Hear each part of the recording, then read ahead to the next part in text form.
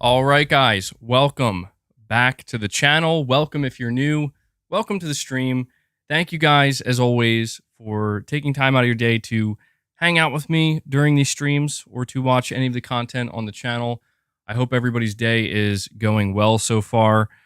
We have not a whole lot, to be quite honest with you, not a whole lot to discuss today because I'm sure as many of you noticed, if you follow gaming news or updates, this week has so far been very, very, very quiet. I would say almost abnormally quiet. And today seems to be the quietest day so far. But we do have a few things to discuss and talk about. One thing in particular, I think, is just I think both will generate interesting and, I think engaging conversations. But one thing in particular is centered more around an opinion. And actually, that's what's kind of, I'd say, interesting overall about the two. I basically only have two main topics that I want to discuss with you guys today. What makes them interesting, in my opinion, is how they're on opposite ends of the spectrum. On one side, we're going to be talking about something that is not subjective. We're talking about numbers. We're talking about data and what we can gather from it. So something that's objective. And on the other side of the spectrum, we're talking about something that is completely subjective, something that is totally based on an individual's preference and what it is that they care about or what it is they don't care about. So yeah, these topics, as I said, pretty much the only ones we have lined up for today. I have a super chat from Salvazard. I'll get to that momentarily. I see Ben saying awaiting Sekiro impressions. So I'm not going to talk about Sekiro yet, other than just to let everybody know that this Saturday, if you are somebody who has been wanting me to play Sekiro and you're curious to see my first hour with the game, I think the total play time I recorded was about an hour and 12 minutes or 15 minutes, something like that. That will be going out exclusively to members this Saturday. Should be releasing at 12 p.m. Eastern time, so the same time that this stream went live. I'll be definitely curious to see how you guys react to it. It was, I'm not going to say anything. You'll just have to go check it out for yourself. And then, once that members video is out for a while, and I play more of it, maybe I'll talk more about my experience. So, yeah, but before I read the super chat, I do just want to let everybody know, I'm sure you're all well aware by now, but, we get new people here every week. If you want to support what I do directly, if you want to support my content directly, consider becoming a channel member. You get access to these exclusive perks. You get access, to exclusive content like I just talked about. If you are already a member, please consider gifting memberships. This is something that people continue to do on the channel. It's a great way to not only support me directly, but also, in a way, support the community. And people certainly appreciate those gifts. I appreciate them. So consider doing that if you are a member. And last but certainly not least, consider donating a super chat like Salvazard06 has done here.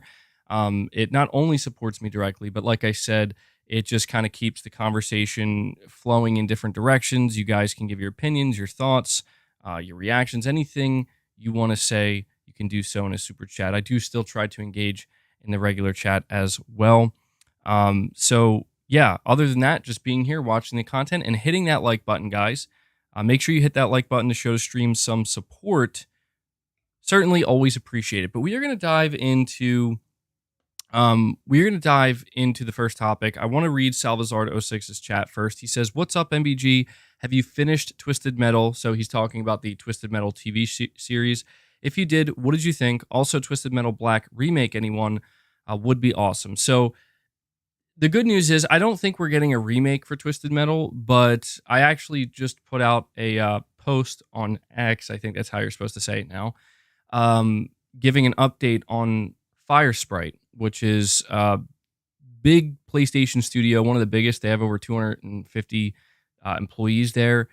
They were acquired by Sony in 2021, and we've learned through many different job listings the type of games that Firesprite is working on. We have yet to see any official announcements from them, though. But one of the games, I think they have 3, possibly 4 games in development. I think there's 3 though. One of the games they have in development, it's pretty obvious, is a new Twisted Metal. They never explicitly use the Twisted Metal name, but they talk about car combat. There's many different like ways they describe the type of game this is going to be that they're making. It's called like a action multiplayer shooter that has car combat. I mean, it can only really be so many things. So they're bringing back Twisted Metal for PS5, and apparently it will be compatible with PSVR 2. So, if you're somebody who has been waiting for that day to come, it seems like, we're on our way to that. It's worth noting, one of the other games, I'll just mention this. I know this is a little bit, straying away from your super chat, Salvazar, but you'll probably be interested in this as well.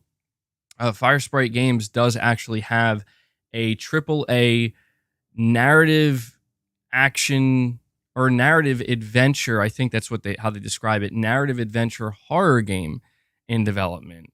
And I think it's called Project Heartbreak. So that is something we can look forward to from them. Very interested to see what Firesprite ends up doing with any of their games, because again, they were acquired by Sony in 2021. They've grown significantly. They just moved into a new massive state-of-the-art studio that they were showing off in early July, and it looks awesome. And they're obviously continuing to grow and hire more developers. So we'll be very interested to see how these games turn out. And I'll tell you what I thought about Twisted Metal in just a second. I see somebody in the chat saying, "How's the DualSense Edge?" Debating on getting it, but that price tag. It's actually, so I'll just let you know, I've really been enjoying the DualSense Edge. Just to give a quick follow up on that, haven't had any issues with it. I have, somebody told me, they were like, "MBG, listen, don't focus too much on the battery symbol that you see. If you want to check on the battery life, there's always a symbol there to tell you where it's at." And they were saying that it's not really accurate, at least for them. And I've kind of noticed that. So I've noticed that when my DualSense Edge is fully charged, it will, within like an hour, it'll go to the second, battery. Like it'll lose a bar. And at first I was like, what? But I played for hours and hours and hours, and it got down. It like, I don't know. It just seems like something's kind of glitched out or something, because one of the bars leaves almost instantly, and then it stays at like 2 battery bars for a long time, and then it gets down to 1 bar, and it stays at 1 bar for a very long time. But I have yet to get it to a point where it's like flashing or telling me I need to charge my DualSense. And I've had play sessions for up to like probably close to 6 hours or something like that. So I mean, for me personally, I haven't had any issues with it at all. I haven't had to like put it on the charger or pull out a charging cable or anything like that, which is good. But we'll see if that changes or not.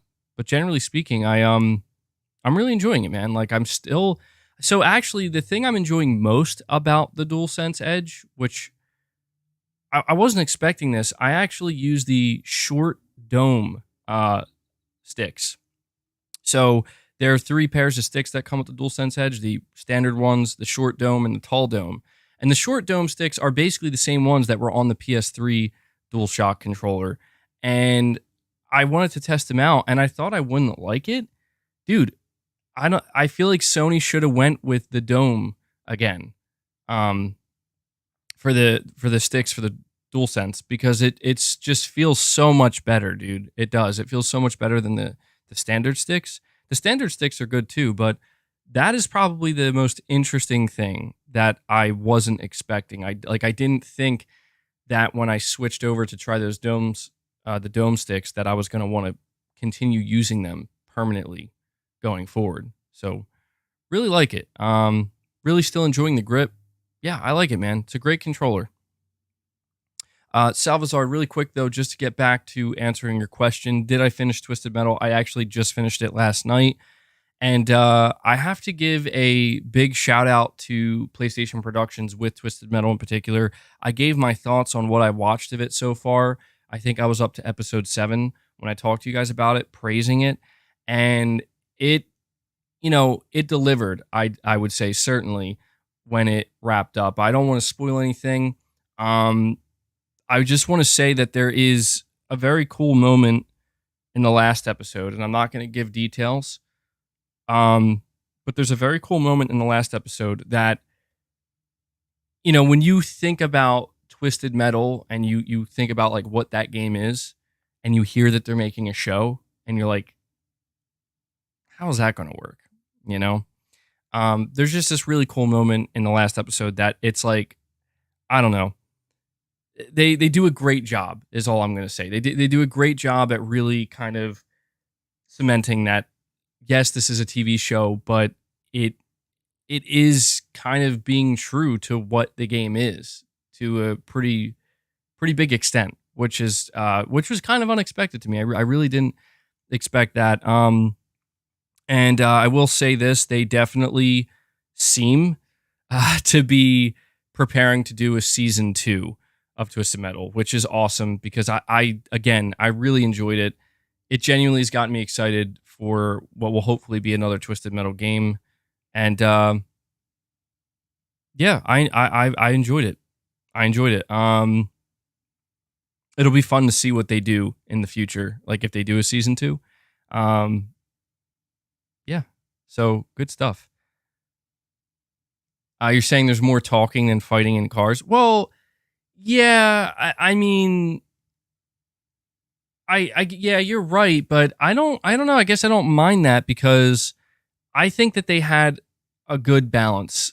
I feel like if they did, like they had enough moments in the show where there was car combat that it made me feel like, okay, like this is good. And it wasn't too much. It wasn't too, I can understand that though. If somebody was like, they want a little bit more car combat, they seem to kind of tease, I don't want to spoil anything, but they definitely teased at the end of this season that maybe if they do a season 2, maybe they'll have a bigger budget, that there will probably be more car combat, which is cool.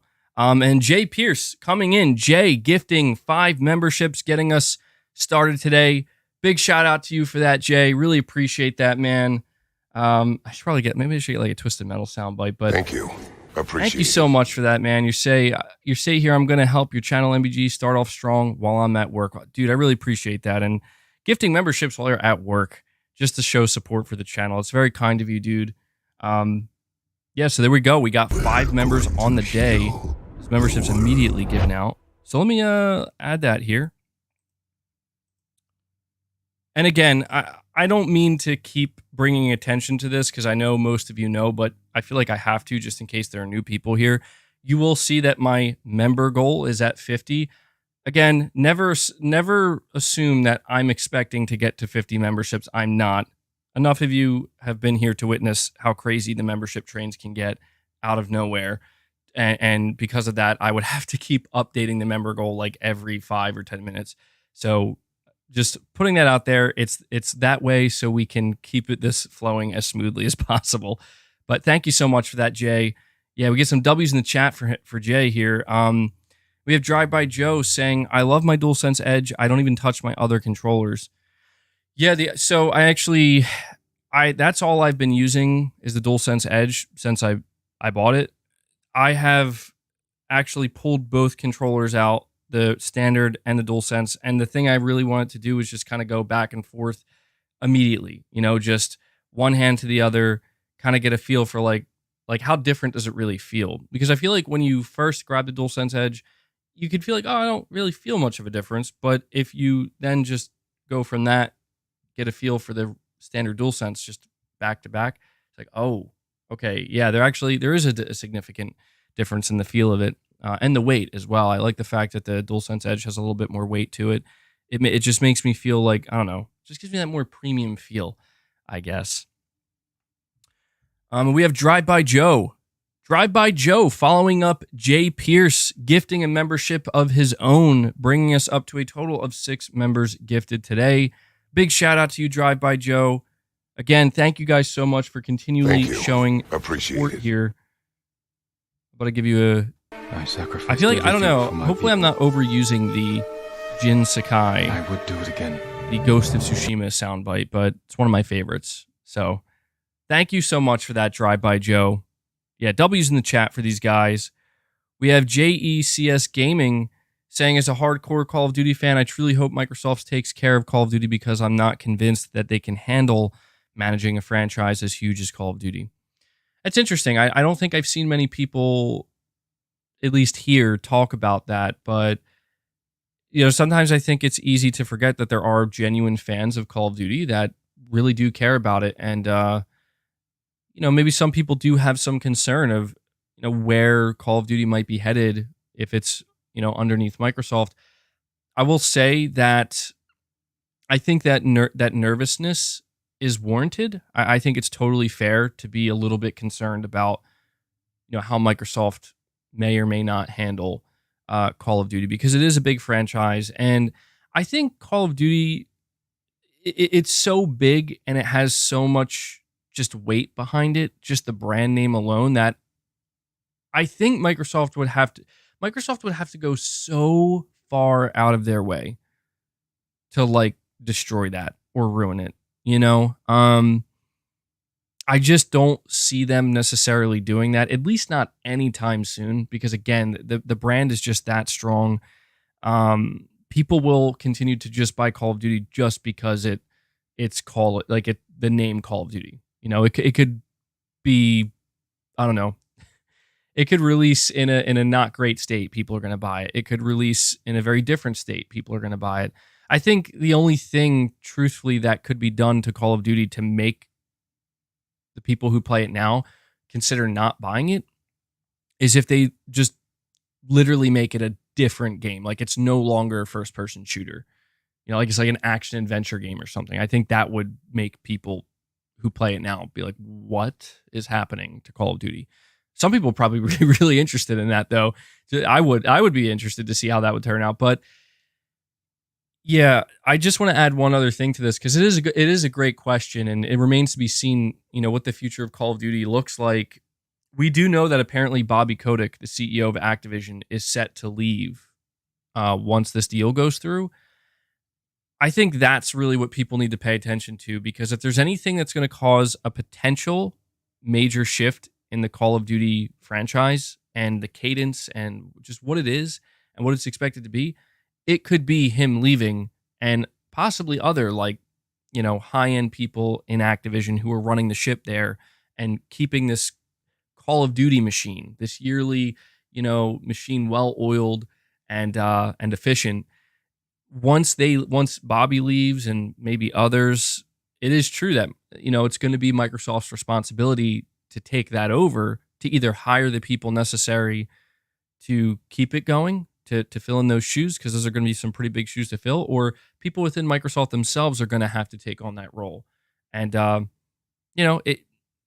they could do just fine, but I would say that even though Call of Duty, as somebody said in the chat, kind of does sell itself, it does still require efficient management. There's no doubt about that. You cannot have the type of output that Call of Duty does, where a new game every single year with a campaign, with a third game mode on top of the robust multiplayer while supporting Warzone.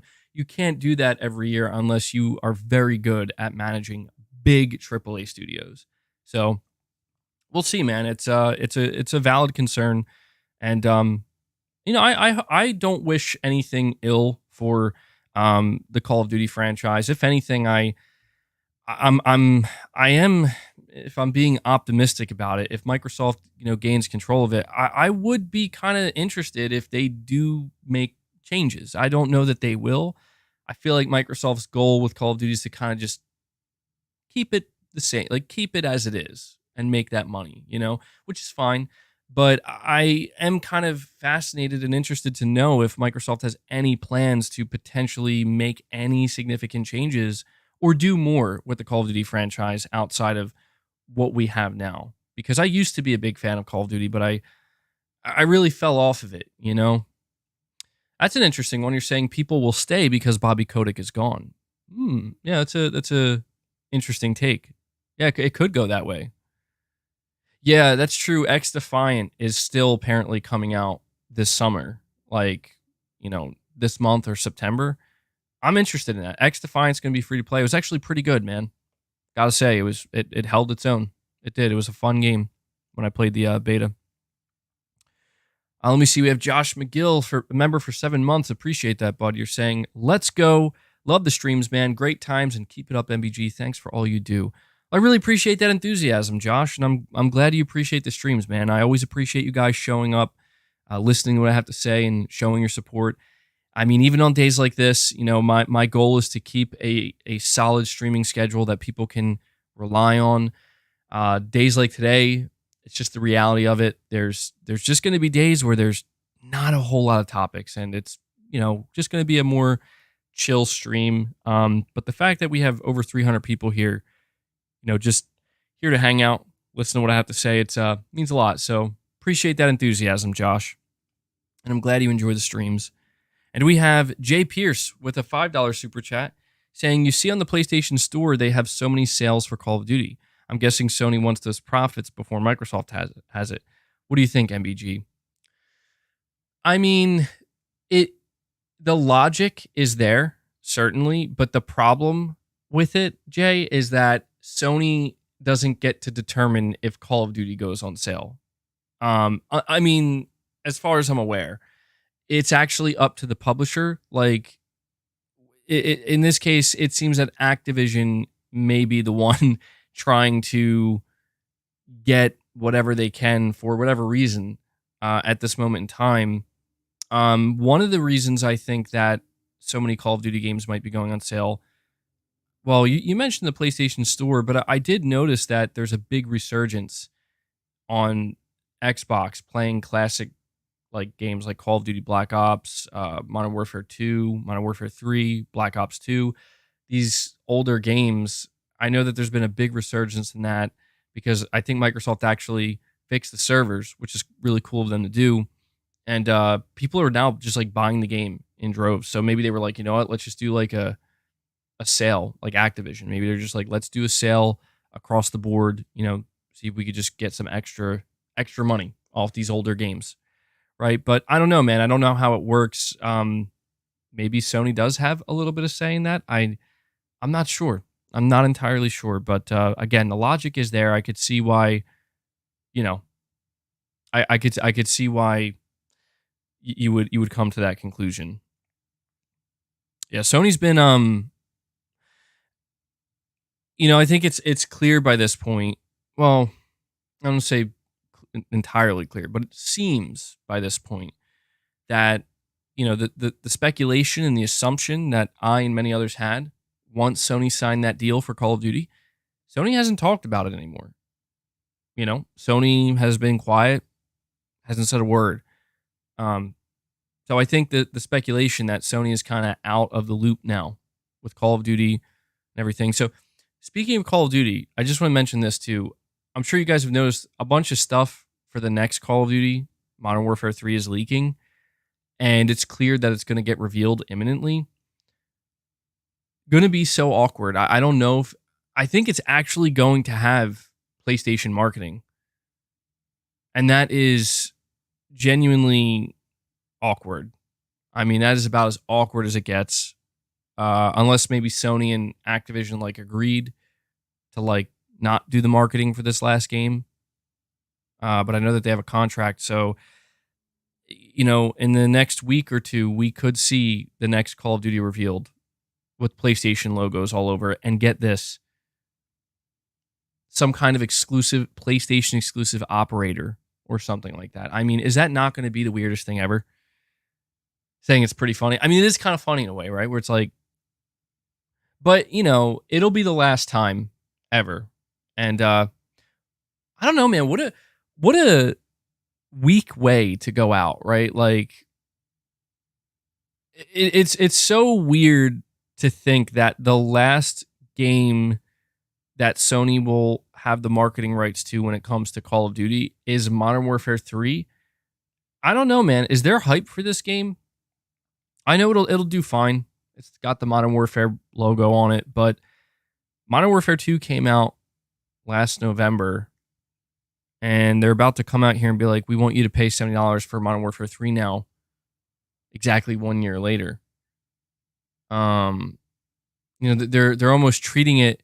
It's weird because they're almost treating Modern Warfare 2 as like it's almost like a live service game that's going to get a massive update, but they're also still going to try to treat it like a separate game.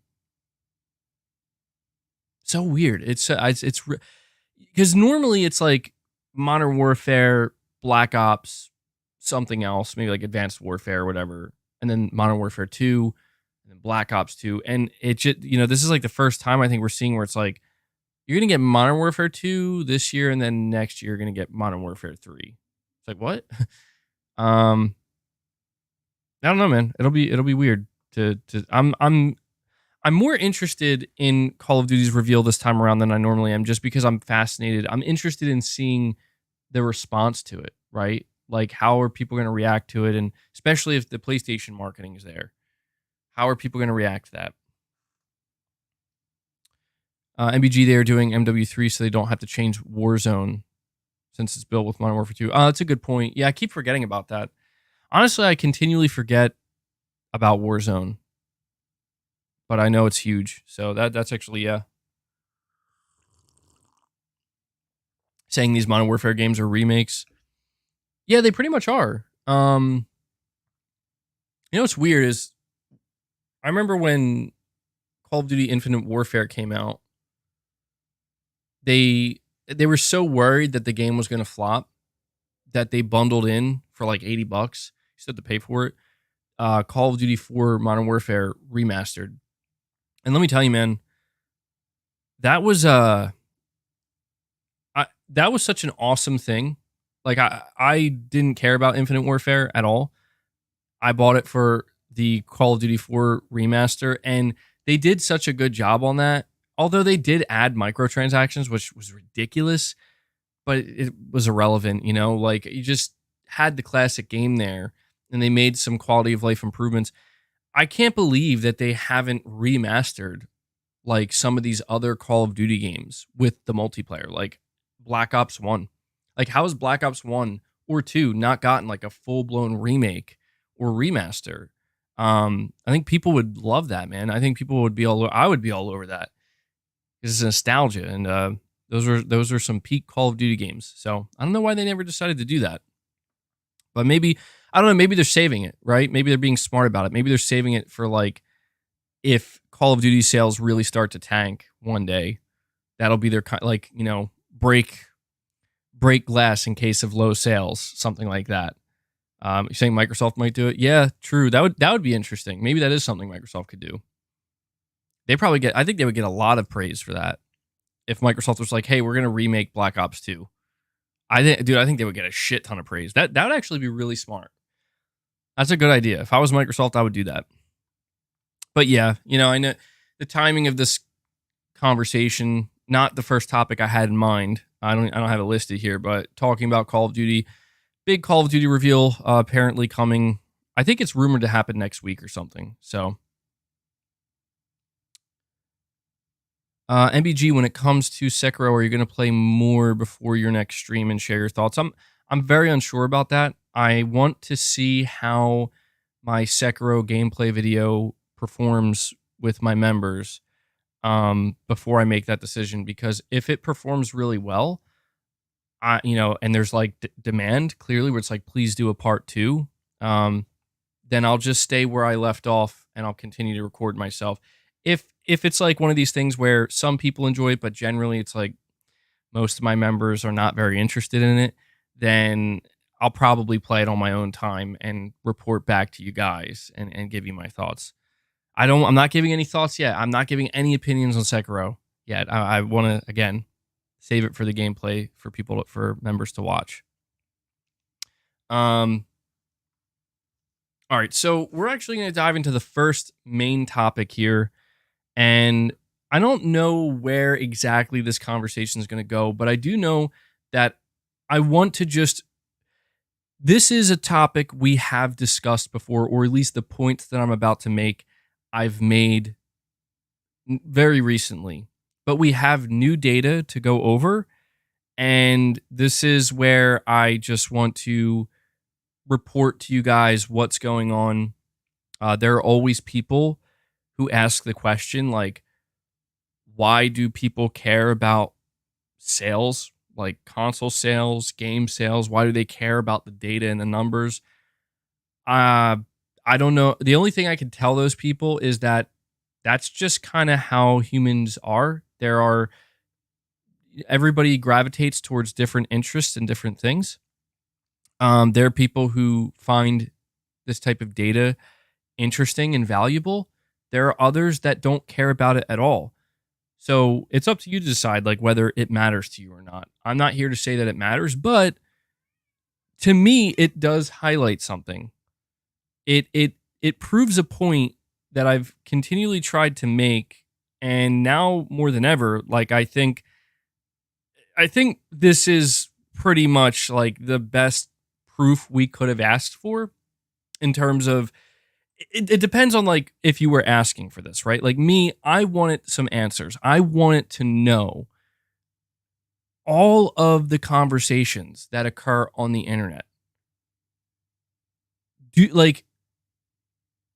Are the things that people are saying, are they the truth? Because at the end of the day, I think that's what most people care about, like the truth. They want to know, like, what is the truth? What is the real truth? Like, what's actually going on here? And that's what I wanted to know, because I think it's safe to say that for the past 2 months, there's been a lot of conversations, a lot of opinions, a lot of yelling, a lot of defending, there's been a lot of stuff going on, a lot of headlines, and this data, well, I'm just going to go over it and then we'll talk about it. Okay. So we're actually getting this data from it's the NPD data, but they're not called NPD group anymore. They've like renamed to Circana. They should have just stayed NPD. I don't know why they were renamed. I don't know. But yeah, the NPD numbers, basically what this is, video game sales data in the US. So the US is like, the biggest market. All of this information is being reported by Matt Piscatella. He is the executive director and video game industry analyst at Circana. Okay, so everything that we're about to go over, this is hard, factual data collected. Keep that in mind when we go over this, because I think that some people might, I don't know, they might feel a certain way when we go over certain data points. Again, they're just the numbers, and I'm just reporting them. I'll let you know when I transition into giving my thoughts. So Matt Piscatella says June 20. Oh, by the way, it's for the month of June. I don't know why it's so delayed, but it says June 2023 U.S. video game market highlights from Circana. June 2023 U.S. consumer spending on video game content, hardware, and accessories reached $4.7 billion, a 9% increase versus YA. It was the second highest spending ever achieved in a June month, trailing only behind 2021's $4.8 billion. So pretty telling statistic right there off the bat. In the month of June this year, consumer spending on video games was going crazy. Second highest ever, just behind June 2021. He continues here by saying, let me see, I want to find the relevant points of data here. First half of spending totaled $26.6 billion, so it's 2% ahead of a year ago. June 2023 top 20 best-selling premium games. Dollar sales, and it excludes add-on content. So these are the best-selling games for June of 2023 in the US. Number 1, Diablo 4. Number 2, Final Fantasy 16. Number 3, Street Fighter 6. Number 4, The Legend of Zelda Tears of the Kingdom. Number 5, Hogwarts Legacy. Number 6, Modern Warfare 2. Number 7, Star Wars Jedi Survivor. Number 8, MLB The Show 23. Number 9, Marvel's Spider-Man Miles Morales. Number 10, Marvel's Spider-Man. Number 11, FIFA 23. Number 12, Mario Kart 8. Number 13, Dead Island 2. Number 14, Minecraft. Number 15, F1 23. Number 16, Elden Ring. Number 17, Story of Seasons, A Wonderful Life. Number 18, God of War Ragnarok. Number 19, Resident Evil 4 Remake. and number 20, Super Smash Bros. Ultimate. So this is where I'm going to now give my thoughts. We still have a lot of other data to go over. Certainly, it's only going to get more interesting from this point going forward, but I just want to talk about the top 20 games, best-selling games of June. So the only game that was ahead of Final Fantasy 16 was Diablo 4. And Diablo 4, big franchise, released on everything, released on all platforms. Final Fantasy 16, as we know, was exclusive to the PS5 only. I mean, if there was any question if Final Fantasy 16 did well or not sales-wise, I mean, this pretty much cements it at this point that it did very well. So sitting at the number 2 spot, people obviously going out there and supporting it. It's worth noting that Sony had 3 other titles, although Final Fantasy 16 is a Square Enix game, but Sony had 3 PlayStation Studios titles in the top 10.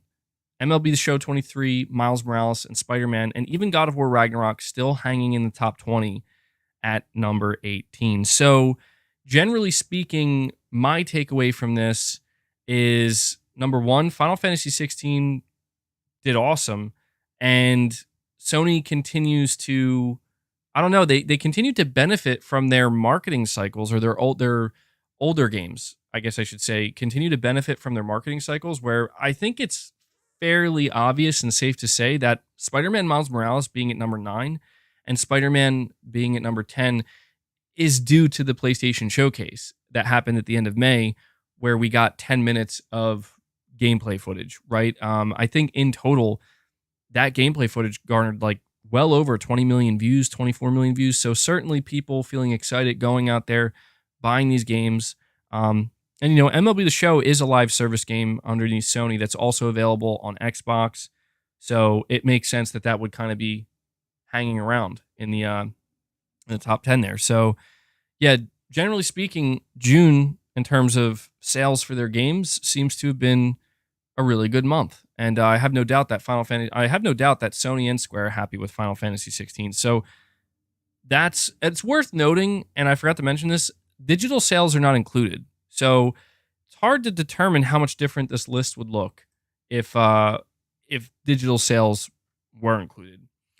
And really quick here, before we continue to go over this data, we have Hellbound 1981, another legend here coming in, dropping 5 more memberships, following up both Jay Pierce and Drive By Joe. Thank you so much, Hellbound. Appreciate that continued support here on the channel. Got 11 members total today, because we're talking about Spider-Man. Thank you. And because God of War is still in that top 20 list. Thank you so much for that, Hellbound. Let's get some W's in the chat if we haven't already for our friend Hellbound 1981.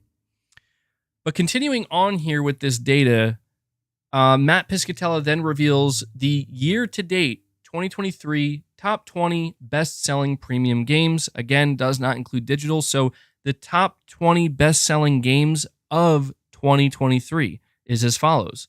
Number 1, Hogwarts Legacy. Number 2, The Legend of Zelda Tears of the Kingdom. Number 3, Diablo 4.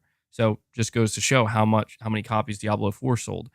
Number 4, Call of Duty Modern Warfare 2. Number 5, Star Wars Jedi Survivor. Number 6, Resident Evil 4. Number 7, MLB The Show 23. Number 8, Dead Island 2. Number 9, Final Fantasy 16. Number 10, Street Fighter 6. Number 11, FIFA 23. Number 12, Dead Space. Number 13, Madden 23. Number 14, Elden Ring. Number 15, Mario Kart 8. Number 16, The Last of Us Part 1. Number 17, Minecraft. Number 18, God of War Ragnarok. Number 19, Pokemon Scarlet and Violet.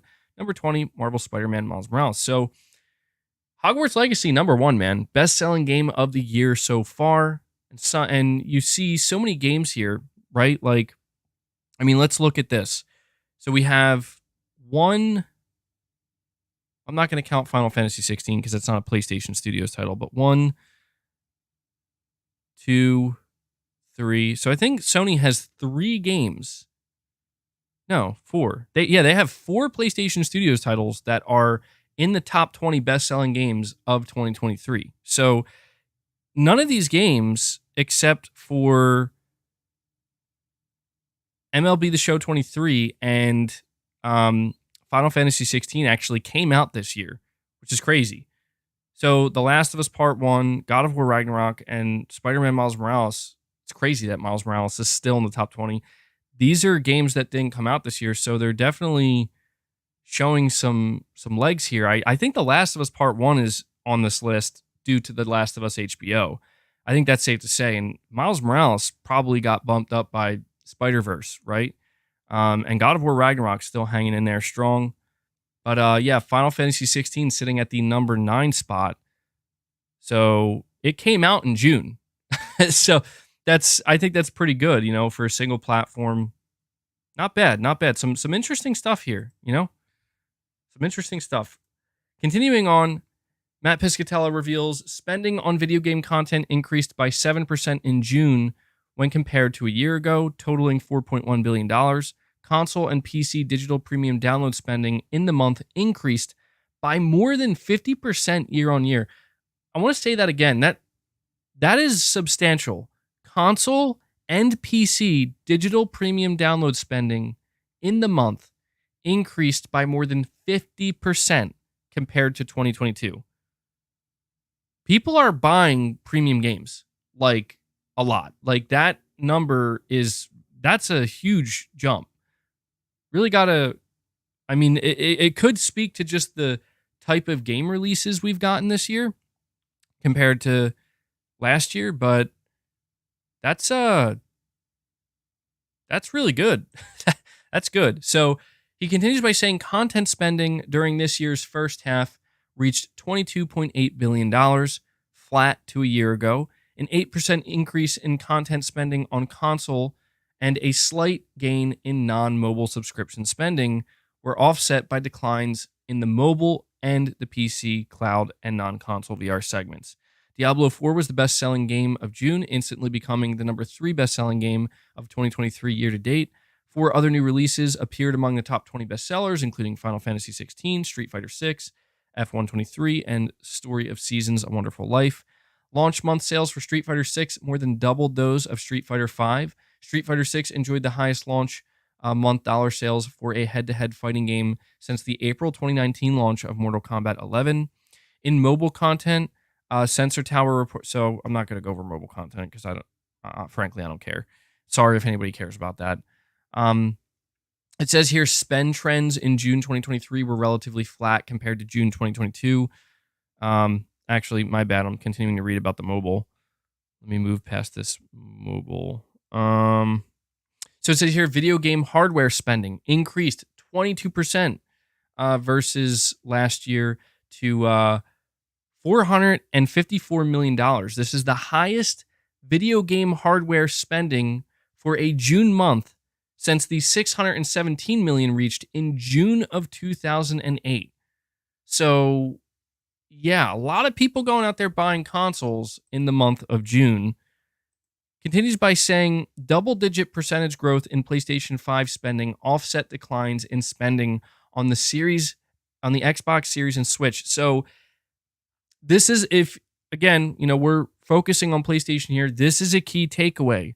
Double-digit percentage growth in PlayStation 5 spending. I would love to know what that number is. Offset declines in spending on the Series consoles and the Switch. So what this translates to is the PS5 console sold so well that it made up for the lack of Xbox and Nintendo Switch consoles that were sold and basically evened it out. Just goes to show, again, so this is where I'm going to transition into giving my opinion on this and giving my thoughts on it, my takeaway. When I say here that the PS5 data, that this new PlayStation data reveals something interesting, what it reveals, think about the timing of this. This entire month of spending, all the data that we're going over comes right after that PlayStation showcase. And everybody, come on, we know. We know. So I see somebody in the chat saying, MBG, why do you talk so much about sales? Who cares, man? Just talk games. See, that's unfair of you to say, man, for a couple reasons. Number one, I've been talking games like crazy.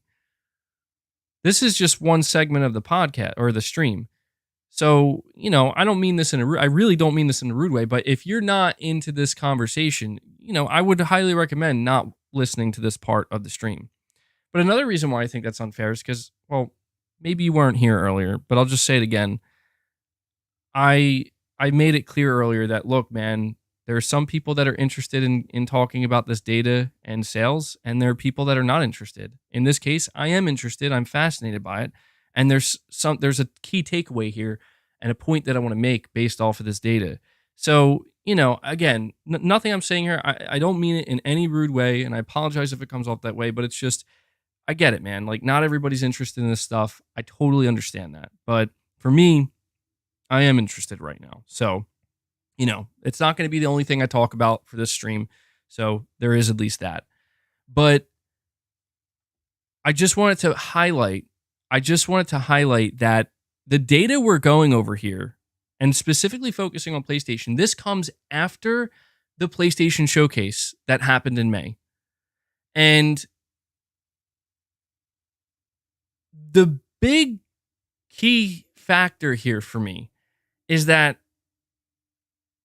the general consensus and the way even I acted, I behaved this way, but many other people behaved this way as well. That was the worst piece of garbage showcase Sony ever did.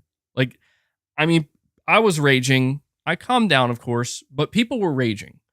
And the conversation after that showcase was so volatile and so toxic that you had to believe, like this, Sony just screwed themselves, dude.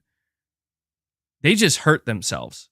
Like, this is going to, like, their PS5 sales are going to stop, or they're going to slow down. People are going to stop buying their games. Like, they fucked up. They done fucked up with that showcase. And that's why I don't think we've ever seen a moment in time. I mean, maybe way back, I don't know, in recent memory, I cannot recall a more clear-cut example, just a so aggressively in your face example of the conversations that happen on the internet mean literally nothing to what's happening in real life, in like what people are actually doing. Because I honestly, even I thought Sony's showcase was lacking. I talked to you guys about it ad nauseum. I told you guys over and over again. And really quick here, we have V-Game Veteran. Big shout out to V-Game Veteran. Let's get some W's in the chat. He comes in and he drops a membership of his own. He brings us all the way up to 12 members on the day. So V-Game Veteran, thank you so much for contributing, man. And thank you for being so generous. Let me give you a... Thank you. Appreciate it. Let me give you a Kratos. Enough from me. And Jim Ryan. We're going to have the games to our talking. So thank you for that, man. But I don't think I've ever seen something just kind of so in your face where it's like, I am a little bit surprised. I have to admit, like, it just even reveals to me like how engrossed I get or would get with these conversations where it's like, I really thought like, damn, I think Sony really fucked up here. Like, not as in like they're going downhill, it's over, not like that dramatic, but I really thought that showcase and after all that waiting and the fact that they didn't have like a new big hitter single player game that wasn't Spider-Man 2 and just the overall negativity thrown towards Sony's way and PlayStation's way, I really thought that would have translated to a bigger hit on how people are, maybe some people are like, you know what, I don't think I'm going to buy a PS5. I'm good, or I'm going to wait or whatever. Or maybe sales would be flat or there would only be a slight increase. Or maybe some Sony's games wouldn't be all over the chart in all these different spots. But the reality is PS5 sales were so strong the month after their showcase. It literally carried the Xbox consoles and the Switch. Now, the Switch is understandable. The Switch is an older console at this point. You know, like we're on the cusp of seeing the next generation of the Switch. So it's understandable that this console sold gangbusters, you know? But that's the reality. That is the reality. That is Sony's reality. And I'm not here to celebrate that. And I think some people might think that's what this is. I'm not celebrating that because keep in mind, I also expected more from Sony Showcase. And I'm the last person that wants to see Sony get complacent. Certainly not. But we need to understand, like if we want to understand how Sony is maybe thinking, what's the thought process behind their decisions, why they do what they do, why they're doing what they're doing, and potentially what we see them do in the future, we need to pay attention to this stuff. Okay? Because if you're somebody who shit on PlayStation Showcase in May, and you're somebody who really, I mean, there were some people, like, I get it. You know, I think a lot of PlayStation fans in that moment were upset. And then they take a breath and they're like, okay, well, you know, I still like PlayStation. You know what I mean? I'm still going to play on it. And I just hope for a better show in the future. I think that's what a lot of PlayStation fans did. But there were some people that, I mean, they really were convinced. And they also were trying to convince others that, like, I mean, this is like Sony, not necessarily Sony's like Xbox One moment, but this is the beginning of the end for them. And I know, believe me, I know, because I saw a lot of it firsthand. And that's not at all, like, Sony didn't see any of that. You're saying I'm over dramatic? Well, I mean, maybe a little bit. I'll tell you, if I went though, I bet you if I went back to like posts on Twitter, to comment sections, to Reddit posts, to forums, to all this, even videos, I could probably look up videos of people giving their responses and their reactions to the PlayStation Showcase. I bet you would probably say, actually, you're not over dramatic. Actually, yeah, that's very volatile. That's some volatile shit right there. I bet you would. I would do that, but you know, I don't feel like rehashing that shit. But the point I'm trying to make here, again, it's not a celebration necessarily, because it's not. It's just, it is to bring forth proof, not opinion, not anything that is subjective, just cold, hard numbers that reveal to you why Sony doesn't give a fuck about what the internet has to say about anything, and why they frankly shouldn't, because the PS5 skyrocketed after that showcase. Now, I'm not saying that is that's always a good thing, because just because the most amount of people support a product doesn't always mean that is the best product. In this case, I have talked to you guys about how I don't quite understand the conversation entirely on the internet about PlayStation and Sony, where there are definitely things that people should be concerned about, and they should express their concern. I've expressed my concern. Like, I am concerned at the lack of new single-player games from Sony at that showcase. I am concerned about the lack of gameplay from these live service games at that showcase. I am concerned about the amount of live service games Sony seems to be focusing on. These are all, I think, valid and genuine concerns that a lot of people have, and they're totally fair. What I wasn't worried about after that show is whether or not Sony's going to be, PlayStation, I should say, whether or not they're actually going to be okay or not, whether or not this is the beginning of the end. The reality is, it's going to take a lot more, like a lot more for Sony to feel the impact. Now, we're talking about June's numbers. I'm going to be even more interested to see July's numbers, because July, the conversation got even worse for PlayStation in July. Like, the headlines got even worse. The toxicity was absolutely peaked in July. At least it seemed that way. So I'm even more interested to see July's numbers when we get those. But I just think this is a great reminder and great proof that anybody, as I said, it's worth reiterating, especially because this is what we see. This is what I see. This is what most of you see. Anybody can write a comment. Anybody can make a clip. Anybody can make a video. Anybody can, write up a post on Reddit. Anybody can do all this stuff. And you don't know who they are. You don't know what they really think.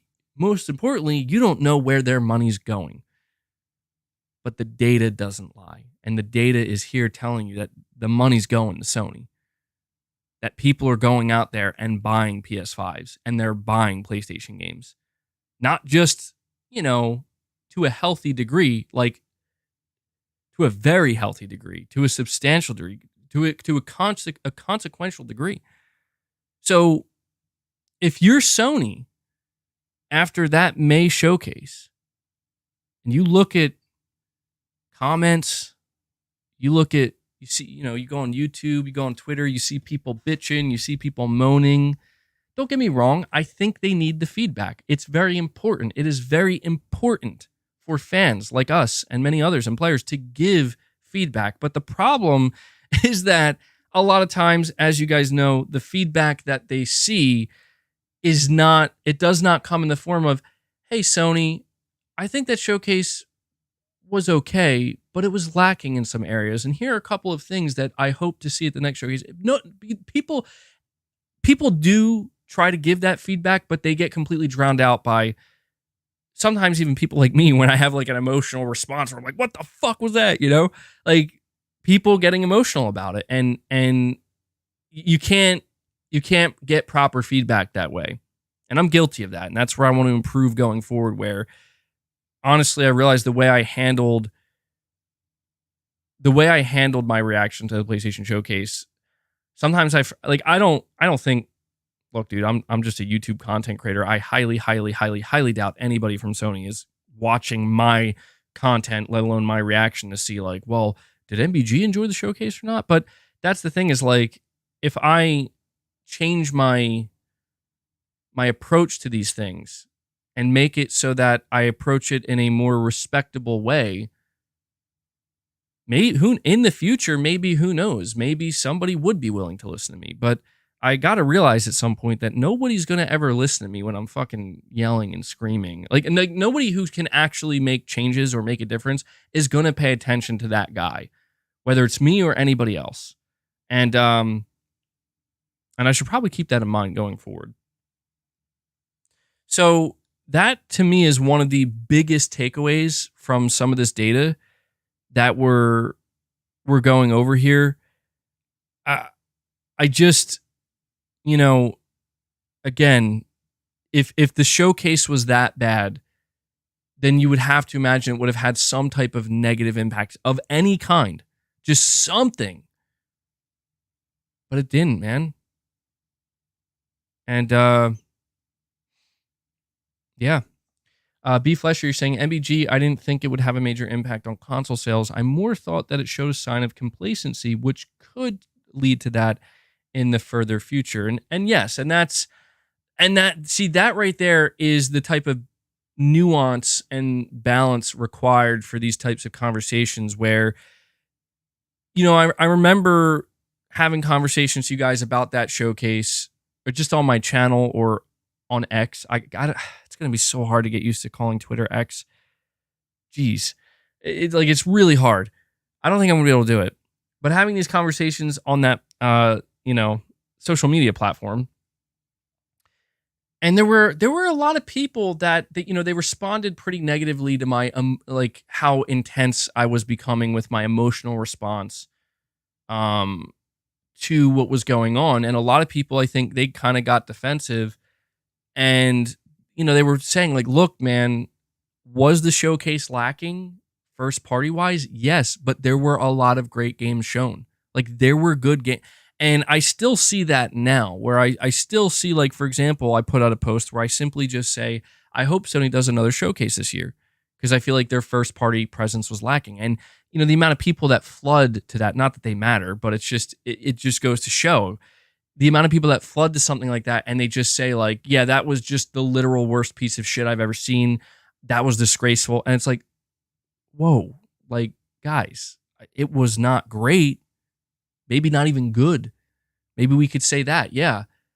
Like, we could say it was not a good showcase, but I just think it's unfair, just straight up unfair to everyone to just completely shit on every single game shown as if it means nothing. When in reality, there were a lot of games that were shown that look awesome, and I think a lot of people are very excited for them, clearly. But what you really need to say, and what I will continue to say, is that showcase lacked the most important thing that a PlayStation showcase should have, and that is a very strong and convincing first-party presence. That's what people should be saying. And I think if more people said that clearly and concisely, and I blame myself as well here, I'm taking accountability for this.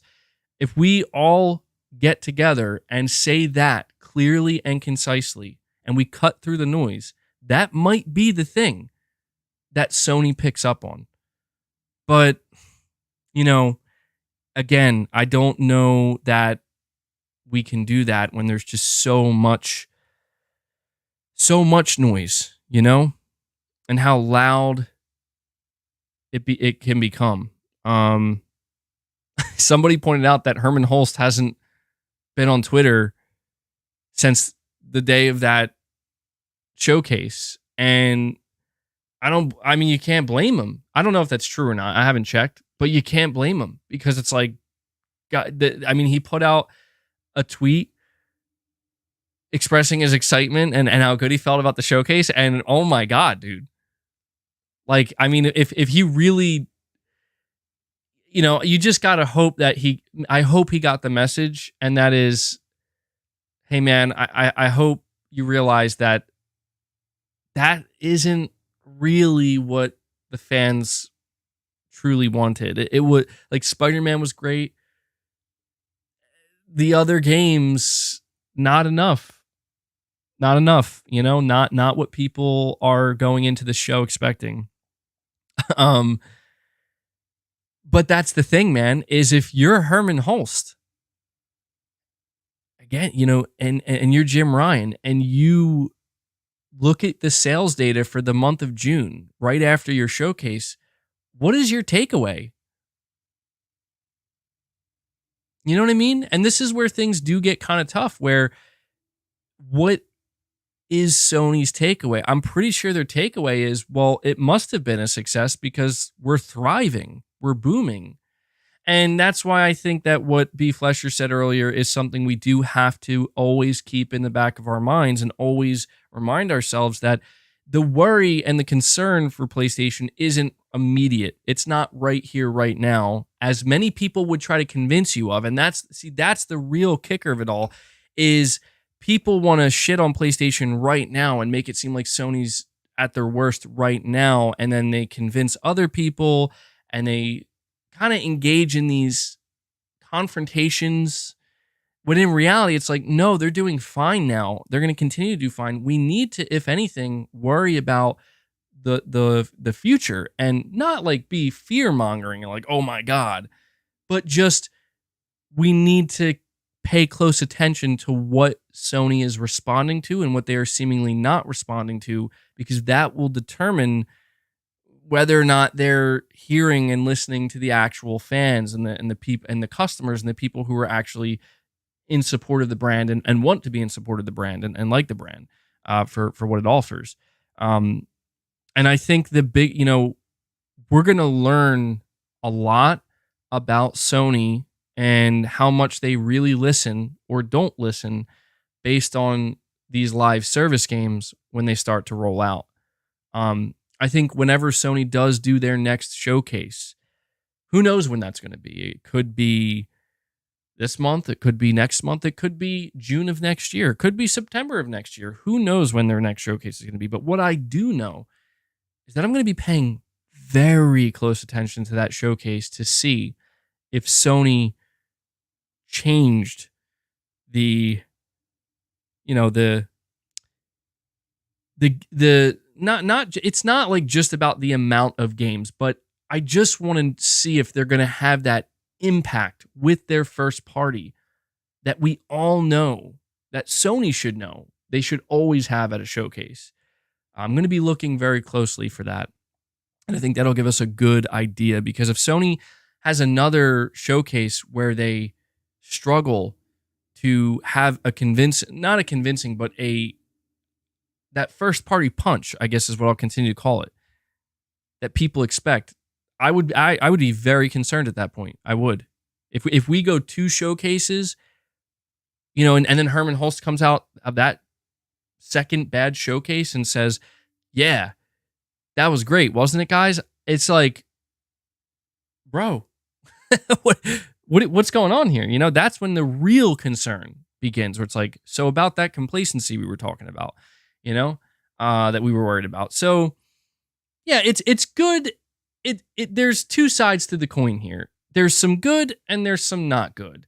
The good is that it is nice to see that Sony is doing well and the games are doing well, right? Like Last of Us, God of War, Miles Morales, Final Fantasy, these things are doing well for PlayStation, and that's good to see. The people are still very much supporting the PS5, which is good to see, because the PS5 is a great console. Like, regardless of what the future holds for the PS5, I'm pretty confident in it.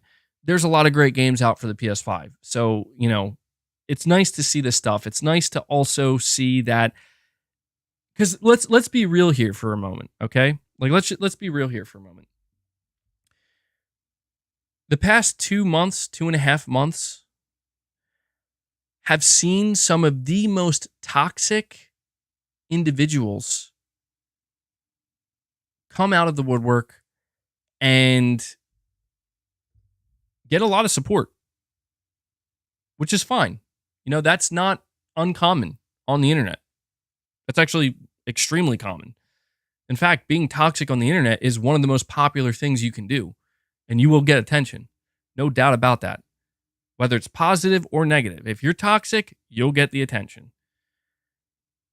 And so another good thing about this is it is just nice to see that, these really toxic individuals, just straight up haters, man. Like, people with just the worst, it's good to see just how wrong they actually are.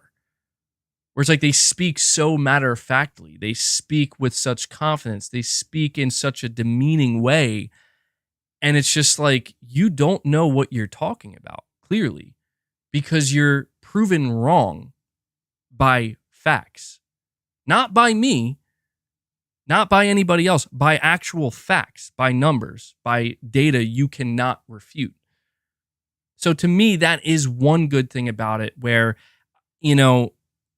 we need to always keep in mind that when things are not, it doesn't matter whether things are going great or whether they're going terrible.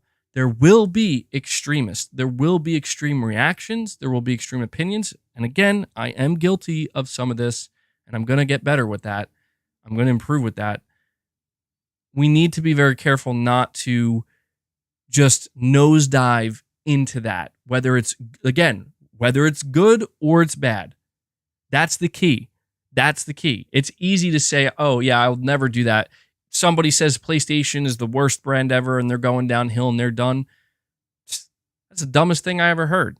Why would I believe that? Like, this person has no idea what they're talking about. But then another person rolls up and says, yo, let me tell you why Spider-Man 2 is going to be the literal greatest thing ever created by humanity. And it's like, hell yeah. It's like, well, hold on. don't listen to that guy either. Okay, like we don't listen to either of these. Like they're it's all too extreme, man. It's too extreme. Like, you know, it's not good, it's not healthy, and most importantly, it's not truthful. That's the biggest thing. Like so somebody asked earlier, like, oh, why are you so focused on the numbers? I realize, like, I'm so fixated on the numbers right now because they are the truth. The numbers are the truth in all of this.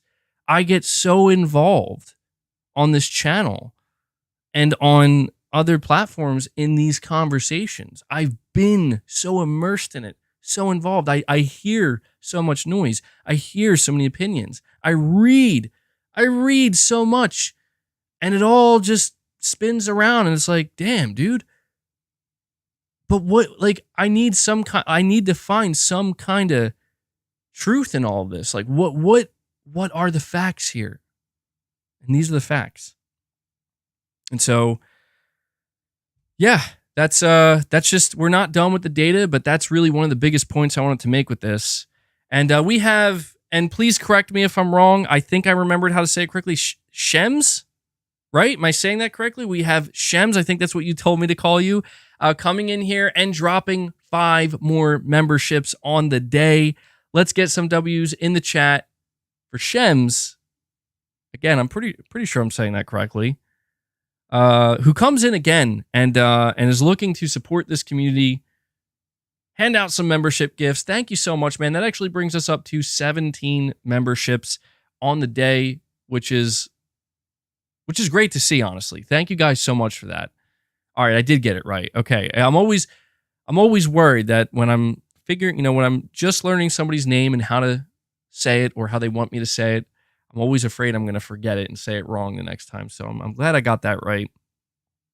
But yeah, thank you so much for that, man. Let me give you. Thank you. Appreciate it. Thank you for that, and I'll also give you a. No matter what, you keep finding something to fight for. And let me update this goal. And we're going to continue to go over this data. I don't think we have too much more data to go over, but there are still some very interesting things you guys are going to want to hear about because it gets even more interesting, in my opinion. I don't know if it gets more interesting, but just as interesting. But before we do that, we have Corey the Legend Landiga dropping in. Once again, just kind of coming out of nowhere, dropping a 10 bomb. He drops 10 membership gifts to this community once again. You guys out here doing some more heavy lifting. Corey's 10 bomb takes us from 17 members to 27 on the day. That's for the 10 bomb, Corey. Thank you. Thank you so much, man. I really appreciate that continued support. So I have to actually bring this up here. You guys are always just destroying it with these memberships. There we go, man. 27 members on the day, thanks to Corey, following up Shems, who follows up V Game Veteran and Hellbound 1981. Let me see here. Yo, no joke, really quick. I just got an email, and I really thought I read it wrong the first time I read it, but I thought it was a partnership for Foam Stars or like a sponsorship for Foam Stars. Square Enix's upcoming. That's not what it is. But that's really what it looked like for a moment there. I was like, yo, really? Is this happening right now? Because I'd have to take that. I'd have to take that. Oh, that was funny. Corey says, hey, I'm clumsy with these bombs. That's all good, man. I very much appreciate it.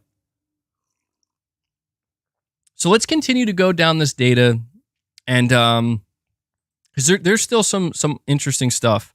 So it's also the last thing I said here, double-digit percentage in PS5 growth. It's just worth noting that video game hardware spending in general, and it was mostly driven by the PlayStation 5, but in general, and this is something I do like to see because I want to see the console market in general be healthy, up 22%. So that's some good news there. It says year-to-date hardware spending remains 23% higher when compared to the same period in 2022. PlayStation 5 was the best-selling hardware platform in both units and dollar sales during June 2023, Consumer spending on PlayStation hardware reached its highest June total since 2008, while unit sales were the highest achieved since June 2010. So another major statistic here, I don't mean to keep going on here, but this is something that does need to be pointed out as well. Not only did the PS5 carry the console sector in June, but when I tell you guys, this data reveals it didn't just do well, it did exceptionally well. PlayStation 5 console unit sales were the highest achieved since June 2010. June 2010. Let that sink in, guys. Right after the bad PlayStation showcase, Sony sells more PS5s in a single month than they have since June of 2010. That is that's kind of crazy. I don't like I mean that's kind of hard to fully grasp in a sense where it's like how. But if anything,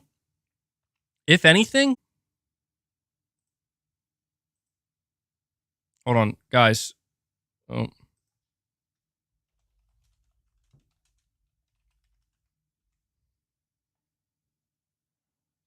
Am I back yet? I think my connection just straight up died for a second. I need the chat to let me know if I'm back. Okay, I'm back now. Somebody out there is like, "Oh no, man, we don't want to hear any more about these PS5 sales." Yeah, I don't know what happened there. It just told me that the connection was completely severed, and if I don't come back momentarily, the stream would end. So, apologies for that. I wish I could tell you what caused that. I didn't do anything. Hopefully that doesn't happen again. Pretty weird.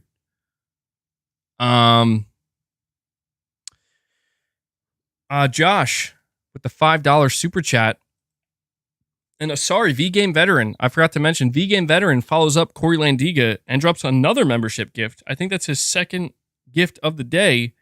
That brings us up to actually 28. That's where we're at right now. We're at 28 new members. Thank you so much for that, V-Game Veteran. I sacrificed everything for my people. Josh, you're saying, in regards to your question the other day, why it seems people are hyped and blown away by VR, but fall off after a couple of months, specifically for VR2. And so that's where the super chat cuts off. I don't know, Josh. I can only assume that you have a follow-up super chat or maybe something in the regular chat. Saying you would like to see an unboxing of VR2. And we have Omen86. Omen86 joining the stream today once again. Coming in, dropping a membership gift following V-Game Veteran and Corey Landiga. Omen86, another legend. Thank you so much for that, man. Thank you for keeping the membership train going. That brings us up to 29 members on the day. Huge shout out to this community. You guys continue to do it. What's this red mark I got under my eye here? I got like punched or something. What the hell? But yeah, thank you so much for that, Omen86. And Josh, you do have a follow-up super chat here. You're saying, for me personally, it's because there has just been so many great games released this year, and regular PS5 games are the meat and potatoes. That makes the most sense, Josh. That does. You know, when I think about it. And Omen86 says 29, can't have that. Damn, Omen86 is always pushing, man, which I appreciate very much. Very much. Omen86, always pushing, always trying to do some more heavy lifting. And with that being said, he drops another membership gift, bringing us to 30. And I know how it is. He needs those rounded numbers. I totally get that too, man. And I appreciate that. So Omen86 brings us to 30 members on the day. Very awesome. Very awesome, guys. Thank you for that. And damn, dude, Corey Landiga, before I can even finish acknowledging Josh's super chat, drops a 20 bomb. Corey, the legend, does it again. He's dropping these memberships because he's like, everybody's got to go watch MBG experience Sekiro for the first time this Saturday. So I'm going to shout that out now because Corey just got us up to 50 members on the day, crushed our goal, absolutely crushed our goal, all of you guys. Great time for me to just once again remind everybody, this Saturday, we have members-only gameplay coming up. My first time ever playing Sekiro Shadows Die Twice. I think it's an hour and 15-minute long video. And yeah, I'm not going to say anything more about it, but anybody who's a member now, you will gain access to that. And Hellbound 1981 follows up Corey and Omen and drops 5 more gifts. You guys are absolutely crushing it today, man. Once again, absolutely crushing it. I swear I can't even keep up with you guys anymore. And Omen 86 doing more work here, doing more heavy lifting, following it up with another 5 memberships. Guys, that gets us up to 60. We're at 60 memberships. That's crazy. I don't mean to sound like that shocked. I know it probably gets a little bit cringe at some point because it's like, MBG, we get it. But I mean, really, you know, you guys continue to show that support, man. And it never isn't surprising. I continue to say that.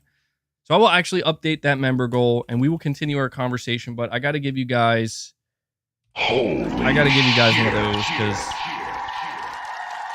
absolutely killing it. Let me see. There we go. So 60 members on the day. Corey, huge shout out to you for that 20 bomb, man. Absolutely huge. Hellbound, Omen, all you guys, everybody who gifted. Thank you guys so much for getting us to 60 membership gifts on the day. Huge number, man. Absolutely huge number.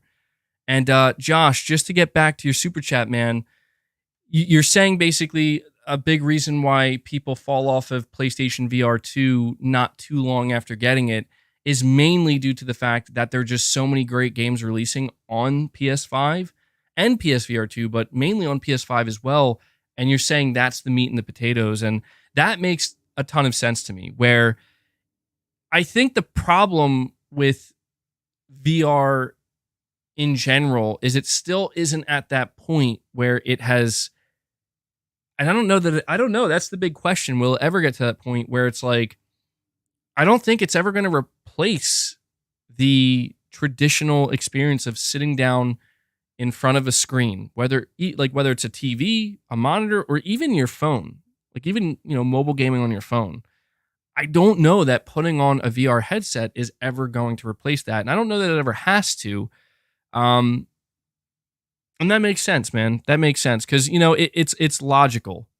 It is logical. Like what you're saying, I think some people interpret that as like, oh man, that's bad. But it's like, I don't know, man.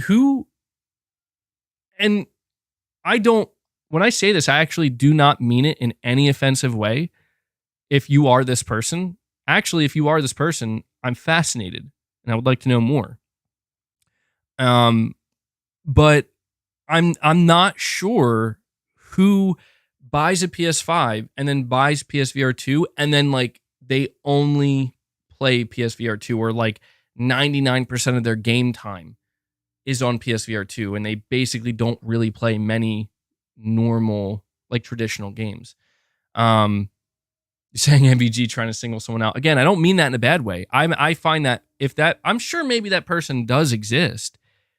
But that I would just like to know more about that. Like, how does that work? Like what about, I don't know. I guess maybe it would have to be somebody who's so mesmerized by the VR experience that they just don't feel anything for the traditional experience anymore. But I don't think that happens to like 99% of people. I don't think that happens to most people, if any. Oh, excuse me. I should have muted my mic for that. A little bit of I don't know. Got some sinus stuff going on today. Saying VR is such a different experience. I can understand why someone wouldn't care about flat games after that. Interesting. Yeah, that's again. I'll be trying it out soon enough, man. You're saying spoken like someone who's never used VR. Yeah, well. Yeah, I don't know, man. I'm curious to see how it changes my, like the the biggest thing I'm interested in with PSVR 2, and there's, we've been talking about it so much, and the reason, I've been talking about it so much because I'm building up to it. I'm just so interested to see how it may or may not change my entire viewpoint on video games. Because video games to me have only been like, I don't know. It's not that it's only been one thing my entire life. Like, for example, playing video games at an arcade is different than playing them on a console at home. Playing video games on my phone, not that I ever really have, but for the rare occasions I've ever tried a mobile game, is very different than playing on, a console or anything like that. And there's been so many different things in between, but I've never experienced VR before, ever. And so I'm very interested to see if, because who knows, like, I'm not going to fake anything for you guys. Like, if I try it and I don't like it, I will tell you guys, like, guys, I'm going to have to return this.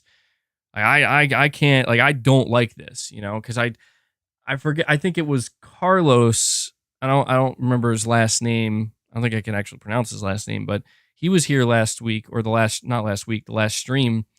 And that's what he said. He said he got PSVR 2 and just immediately returned it because he's like, I just don't like this at all. Like, he just didn't like it. He just didn't like the experience of it. And I'm not anticipating that will be me, but I'm, I don't know. I don't know for sure that it won't be. So, MBG, you have experienced VR. It's called real life. Funny thing you say that, because I actually just came across a video recently talking about, and I'm not going into it. We're not. That is not the conversation we're having on this stream.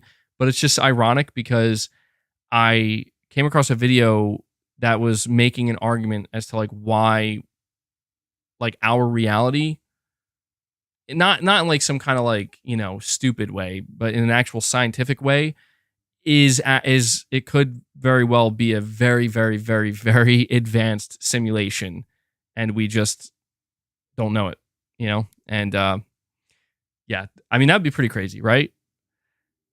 What's crazy about that is the idea we're creating simulations within simulations. Now, that's the crazy concept there. The idea that the human experience is actually a really complex simulation created by what we would call God, right? And God is a mathematician. Fibonacci sequence, anyone? If that's if like that's the case, to me, the craziest thing about that is we are now trying to create our own virtual worlds, our own simulated worlds. And we have with video games. Crazy shit. One of the arguments, really quick, just because it's so fascinating. I'm going to get back on topic here. We're going a little side quest just for a moment.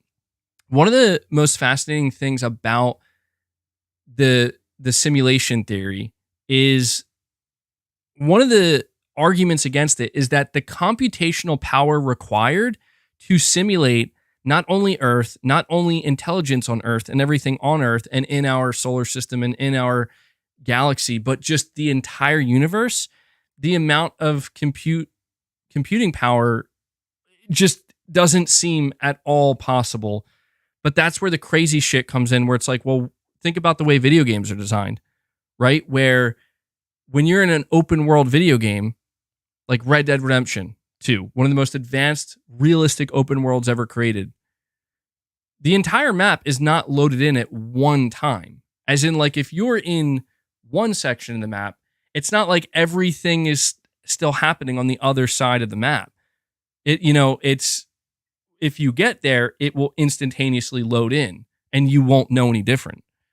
You know what I mean? Like, to the player, it is happening. It is always there, but only when you're there witnessing it, seeing it. This idea that when we look out and like deep into space and we see all these things that are happening in the universe, this idea that it's not actually happening at all times. It's not always there. It's like one of these things where it's only there when somebody's observing it, when somebody's looking at it. And there's actually some really crazy shit in quantum physics that I'm not going to get into because I'm not talking quantum physics here.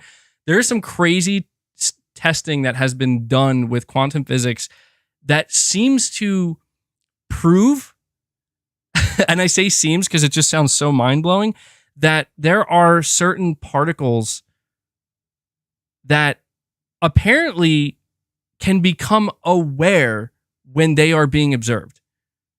Like, in other words, they change their behavior when they are being observed. That is fucking insane. Like, that to me is some of the strongest evidence that we may actually be in a coded simulation, because that's fucking wild. How it, like, that should not even be remotely possible. And on top of all that, I don't know if you guys have noticed, apparently aliens are fucking real all of a sudden. Like, real. As in, like, now it's just like, yeah, we recovered, you know, alien bodies and we got crafts and shit, and we don't know what the hell it is. All we know is it defies all the laws of physics. I'm not surprised at all. I've always believed in aliens, but I'm just like, you know, what if we're getting close to breaking the simulation, man? And aliens are like, you know, being, I don't know what they would be, but just kind of like they're sent in to try to like fix this shit and keep it on track to stop the simulation from breaking. It's so interesting to me. Like, there's some really interesting shit here that it sounds absurd on the surface, but when you actually listen to somebody who's not me explain it to you, who's actually much smarter than me, and people showing you the science and everything behind it, it really does become like, holy shit, dude. It's frightening. It's actually frightening to where my gut reaction to the idea of everything being a simulation, it's just like, yeah, maybe. Maybe when you die, you're just literally waking up somewhere else, and you're being told, like, yeah, so how'd you enjoy that experience? It's like, what? That was my life. I was alive for like 75 years. What are you talking about? It's like, oh no, you were just in a virtual experience. You're actually this. Could you imagine that? That would be insane. Last thing I'll say, just because it's funny, I don't know how many of you guys watch Rick and Morty. I don't really watch Rick and Morty anymore, but I remember there was this one episode where they made fun of that exact thing, where Morty like put on a VR headset, and it was such an advanced VR is like experience that it basically simulated an entire human life, and it showed like Morty being in this world, living this life, growing old, and then Rick just like rips the headset off of him, and he's like, like, what happened? It's like, dude, I don't know. You guys got to see it. I'm doing a terrible job explaining it, but it's crazy shit, man. Who knows?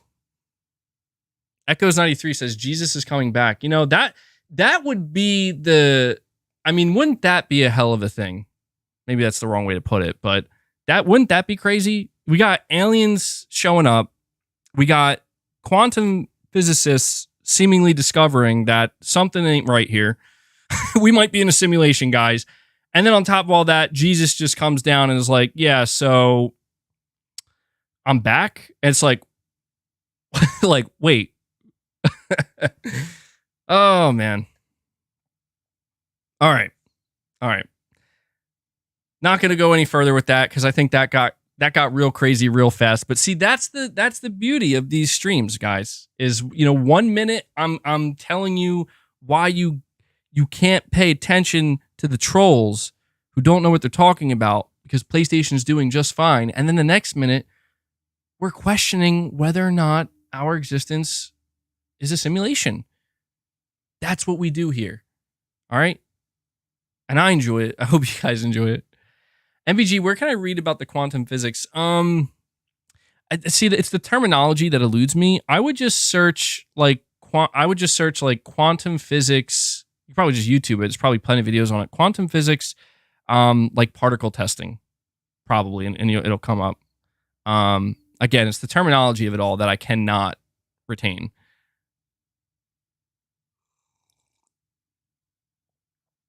Really quick, Titus Kroger saying a material has been found that possibly can make superconducting at room temperature and room pressures that floating state board from Back to the Future equals possible.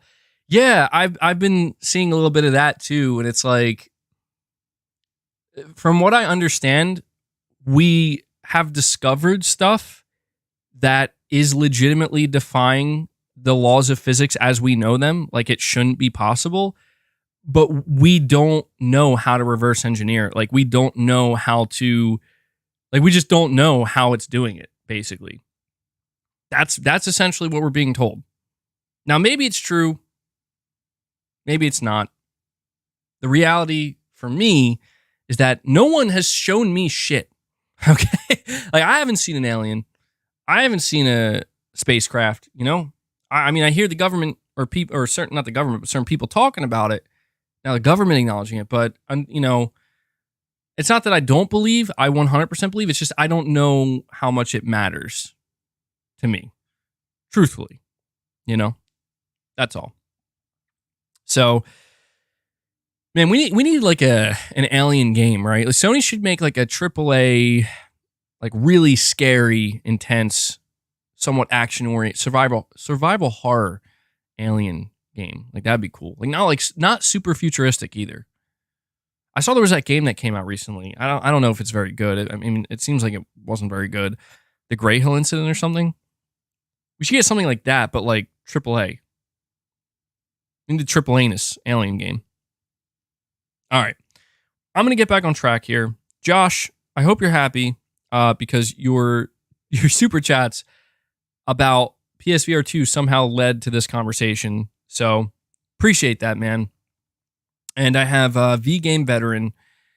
He says, keep up the good work, MBG. More than happy to keep up the support from the UK. Well, thank you so much, man. I'm glad, like I always say, I'm glad you guys enjoy the content.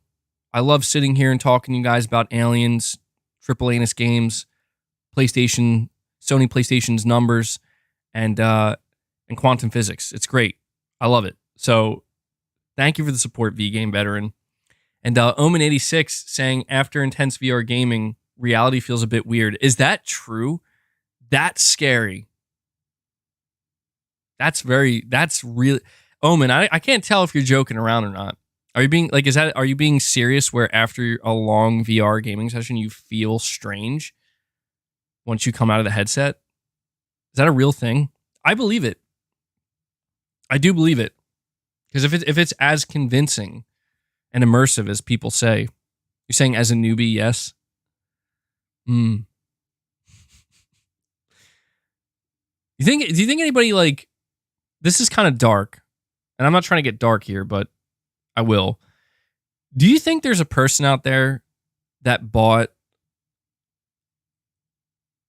PlayStation VR 2 and it just like fucked their life up?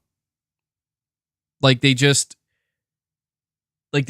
always want to be in VR. Like they don't want to be outside of it. That's pretty dark. Probably not, right? That's pretty extreme. Because I feel like if that doesn't exist yet, like maybe it doesn't exist yet. Yeah, MRPD, you're saying, I don't think it's that advanced. You're right. I think so too. I think that's where we're headed. I do. I think if VR, and Sony could be the one to run into that problem where people's families are like suing Sony and these like VR manufacturers where it's like, you guys are ruining children's lives, teens' lives, young adults, older people, whatever, you know? I know that's a really strange thought because maybe that's not even remotely a thing right now, but yeah, VR junkies. Ooh, that's an interesting term. We could be headed that way, man. We could be.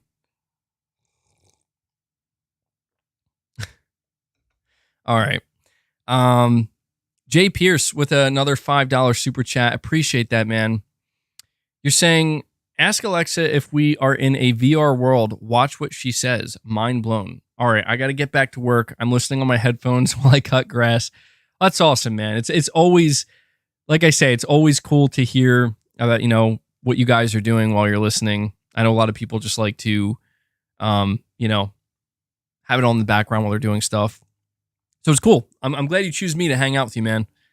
I'll have to try to remember to do that. Ask Alexa if we are in a VR world. Saying how she responds blows your mind. Damn. I'll have to check it out. All right, guys. We're going to finish up this topic, talking about the PlayStation data. There's just a couple more things we have to go over that I just want to, like, I know we're going on these crazy side quests and stuff, and it's all over the place, but it's still just stuff that I think you guys will be genuinely interested in. Make sure you hit that like button for me. Let me continue here. Matt Piscatella, once again, on Twitter, PlayStation 5 continues to lead the 2023 hardware market across both units and dollar sales. So for 2023, the PS5 has not only sold the most units, but made the most money all year so far. Accessory spending during June increased 14% when compared to a year ago, totaling $214 million.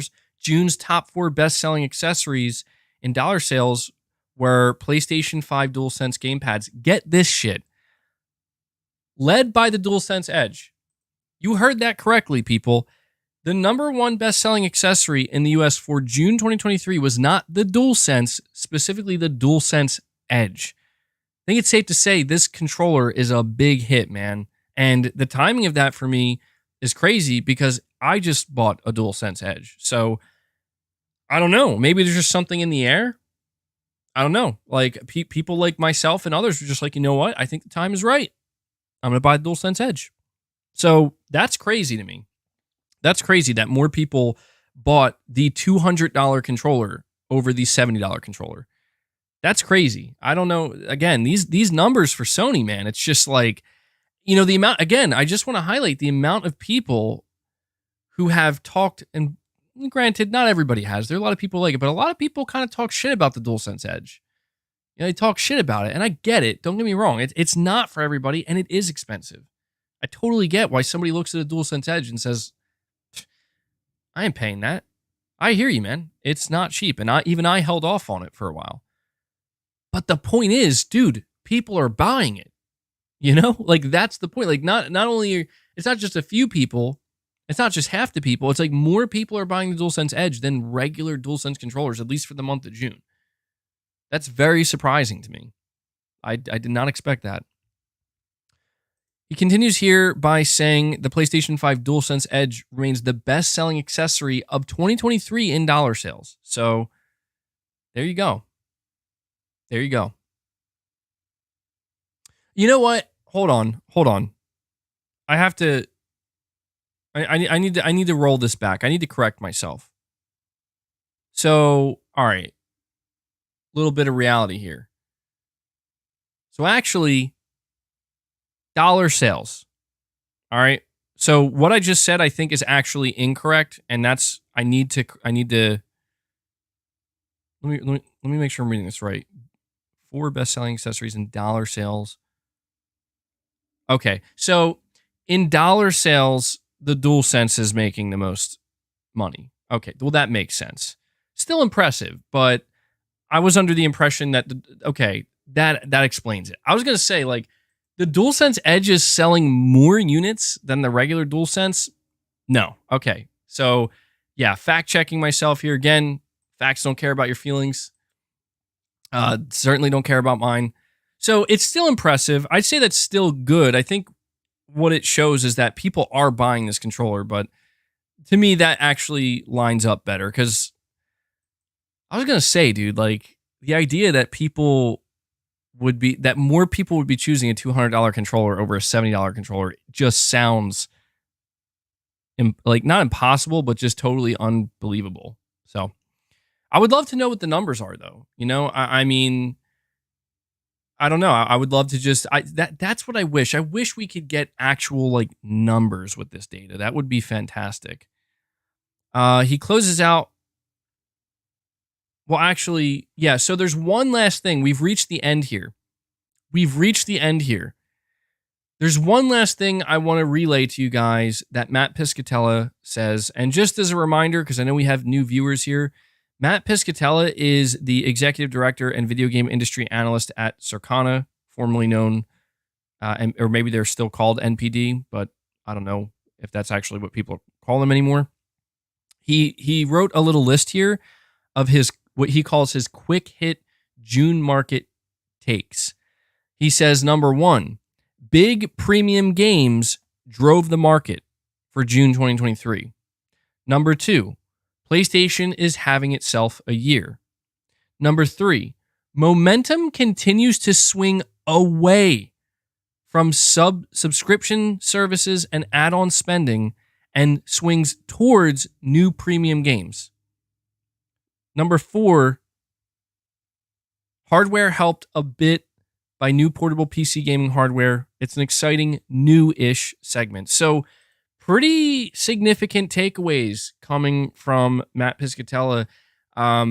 The thing that really kind of caught my attention is how he highlighted that momentum is swinging away and moving away from subscription services and add-on spending. So it's not just sub-services, but it's also microtransactions and stuff.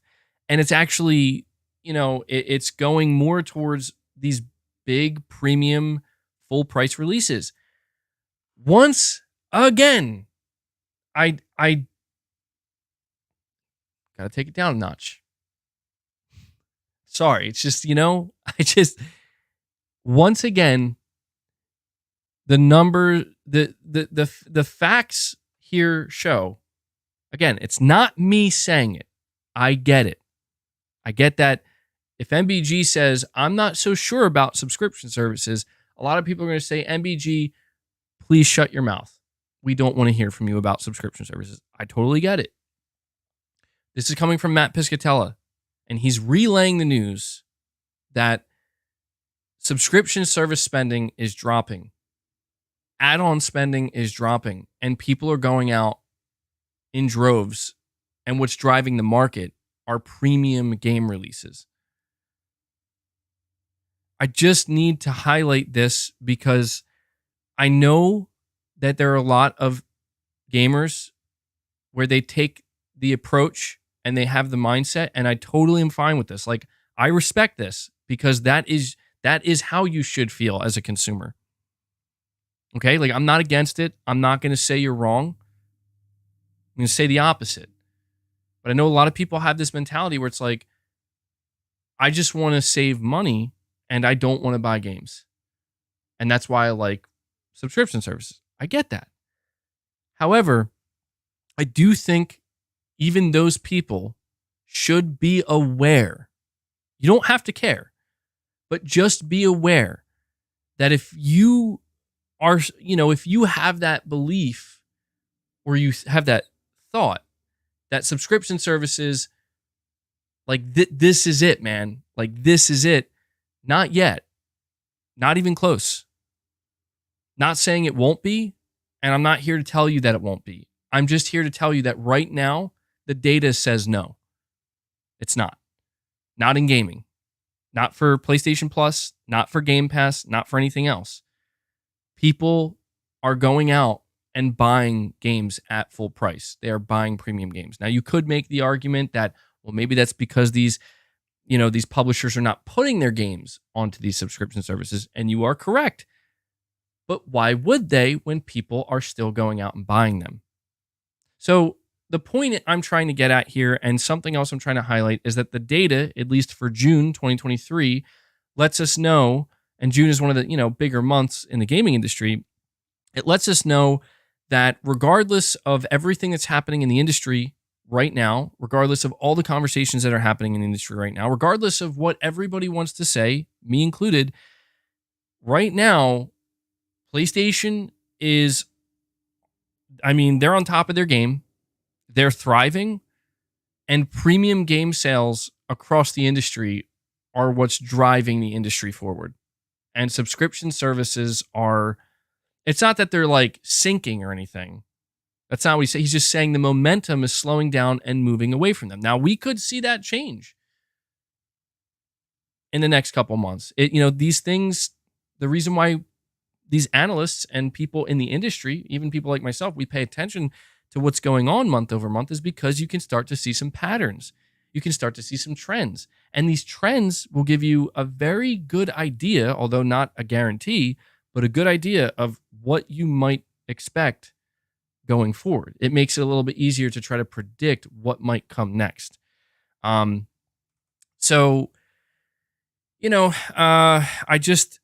wanted to be sure to go over this topic and talk to you guys about this, because when I say that this new PS5 data reveals some interesting stuff. It really does. It really does reveal some interesting stuff. And I think the most interesting thing it reveals is just how well Sony is doing, regardless of everything that's going on around them and everything that's happening on the outside.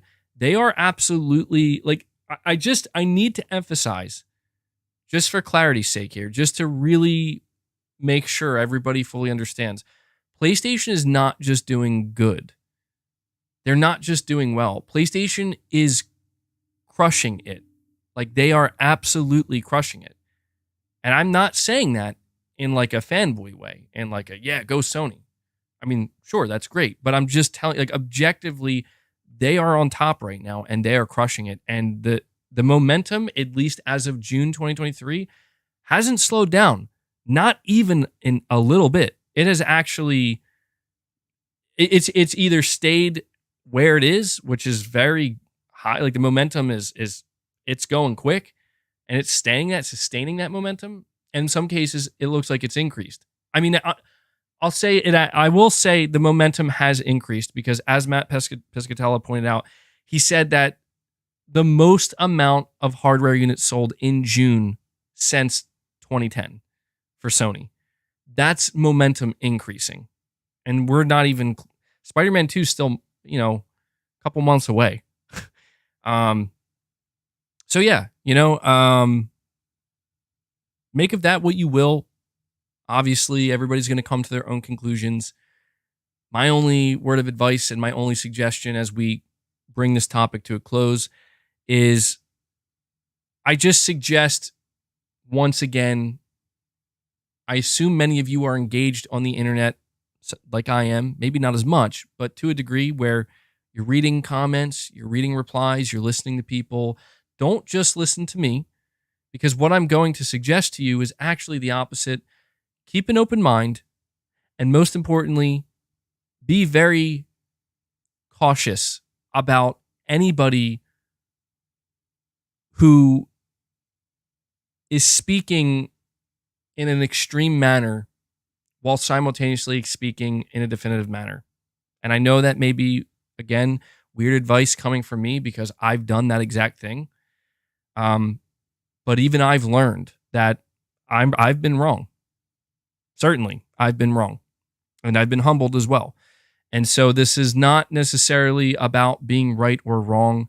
It is about understanding. It is about finding the truth in all of these conversations and gravitating much more towards whatever that truth is, whatever that objectivity is, more so than, being pulled in by the subjective nonsense that you see all around us. That's my suggestion. So hopefully you guys found this a little bit insightful. I know I did. And that concludes that topic. And that concludes today's lesson, guys. No. Let's see. I have a couple super chats here before we move on to the next topic. I have Remar, you're saying, didn't you say in a prior podcast you see demonic spirits or something like that? Wow, that took a hard left turn. We all need to try to be Jesus-like. So I'm not religious, and I'm not here to necessarily talk about religion. But yes, I have had that conversation with you guys before where I've had these experiences that did not feel like, they felt like otherworldly. They felt straight up demonic, and it was crazy. And I'm not going to dive into that. I'm not very religious. Like would I say I'm a Christian? Like, I've been raised in an environment where that's the religion around me, Christianity. But I never really partook in it in a deep way. But I've always liked the concept of, not the concept, but I always kind of gravitated towards what Jesus represented. And I'm not going to go into it. I'm just simply going to say that I've always looked at, it reminds me of saying, like, what would Jesus do? And I know that that's not realistic in all scenarios because, if, like, we're not Jesus. No one is Jesus, right? Except Jesus. And some people don't believe in Jesus. But just the idea of, like, how did he live? Right? Like, did he do good or bad things? How did he react to the world around him? and the things that were happening. And I think that there's just a lot that people can learn from that. Like, I'm not a Buddhist, but it reminds me of, I've listened to many different things regarding the Buddhist religion. And I think there's a lot of great takeaways from that too. Where it's like, there's just so much to learn. And to me, rather than focusing on a specific religion, this is just me personally. Obviously everybody has their own beliefs and I respect that. The thing that I found has benefited me the most in my life is looking around, like basically being open-minded and listening to all different things, whether it be one religion or another, or somebody who doesn't believe in anything, and just kind of getting all these different perspectives. And, in the same way that Bruce Lee in the world of martial arts decided, I'm going to create my own martial art. I'm going to call it Jeet Kune Do. And the philosophy behind it is I'm going to take what I believe is useful and discard what is useless. You know what I mean? Like, that to me is kind of how I, in a way, live my life spiritually somewhat.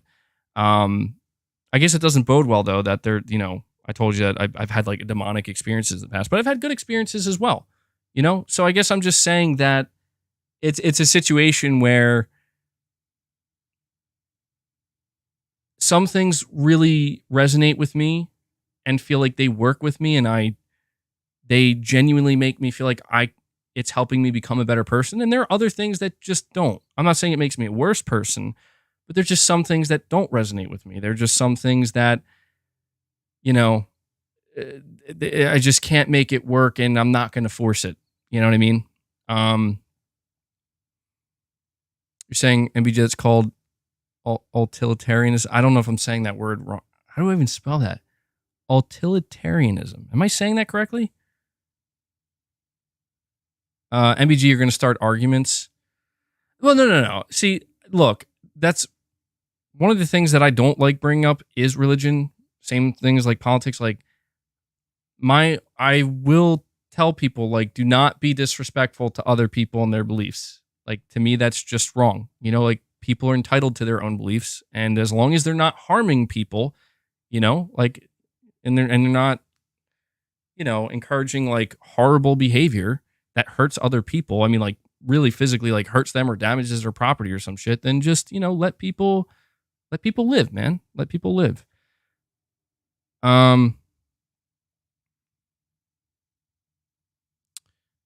saying if demonic forces are attacking you, it means you're doing something right. I hope so. I hope that's the takeaway from that, right? But yeah, I appreciate you bringing that up. I like talking about some other things on the streams from time to time, You're saying, wow, how did we get to religious talk again? It was because of I got a super chat here or a member milestone chat. And so, yeah, just like to, entertain it for a little bit. But I appreciate that, Remar. We have Salvazard06. He says, I want a DualSense Edge, but I want a different color scheme. Yeah, I do wonder if Sony's going to end up doing that. Demons invented milkification, bro. Oh, man. Damn. Gaming Survivor always has see, I appreciate Gaming Survivor and his just like, he brings that necessary comic relief when things get too heavy, and can help kind of bring it back to a more level space. Went from MBG to John Constantine. Dude, speaking of Constantine, first off, the first Constantine movie with Keanu Reeves, underrated movie. That was a great movie. I totally forgot they're doing a sequel to that. Finally. All these years later, we're going to get a Constantine 2. Love to see it, man. I do want to see it. Yeah, I mean, different colored DualSense Edge, it's hard to say if Sony will do something like that, I feel like they're probably not going to, because I think they're totally content with just having different colored regular DualSenses. That's my assumption. That's my assumption. So Salvazard, unfortunately, I'm not feeling too confident in that, but you never know. Sony might. Maybe they will. I wonder if Sony will ever do a limited edition DualSense Edge. Like, maybe not different colors, but like a limited edition. Maybe for like Wolverine or something. I wonder if they'll actually put a DualSense Edge into a bundle. Like you can buy a PS5 bundle where you get like a DualSense Edge instead of a regular controller. That would be interesting as well. You will buy a white controller and like it, says Sony. Well, I mean, it's two-tone, but yeah. It looks good, though. I like the look of it, truthfully.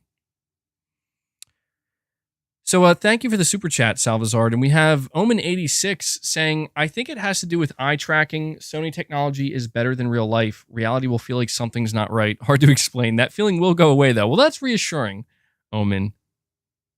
That's reassuring because I don't know. The idea that I strap on PSVR 2 and I leave and I'm like, you know what? Something doesn't feel quite right here. It's good to know that feeling will go away. That's so funny to me. I love it. Reality just doesn't feel the same anymore. Ever since I bought PSVR 2. What is reality? I don't know. I'm going to go play Firewall Ultra now. That is my reality. Yeah, we'll see, man. We'll see how I respond to it. MRPD, member for 3 months, you're saying, got a friend who works at AMD and signed like 4 NDAs about the PS5 Pro, LOL. Says it is coming, but doesn't believe it'll be ready by November 2023. Interesting. If that's true, that's definitely not surprising that they would have to sign that many NDAs. But you're saying your friend believes it won't be ready by November 2024. I wonder what Sony would do.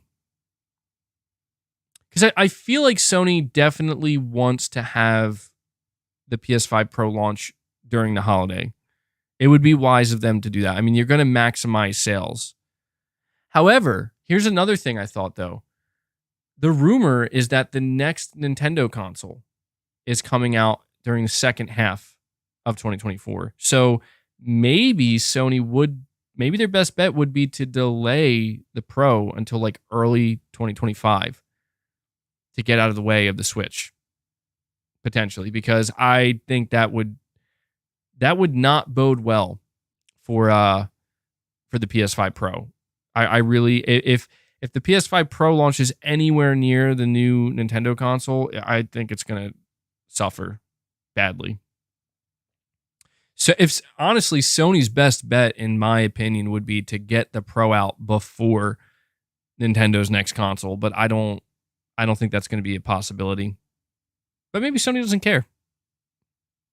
Again, maybe Sony fully anticipates the PS5 Pro will be a very low volume machine and very few people will buy it. That could be what you're saying. PS5 new religion, baby. Yeah, that's our new religion, the religion of PS5, of PlayStation, you know.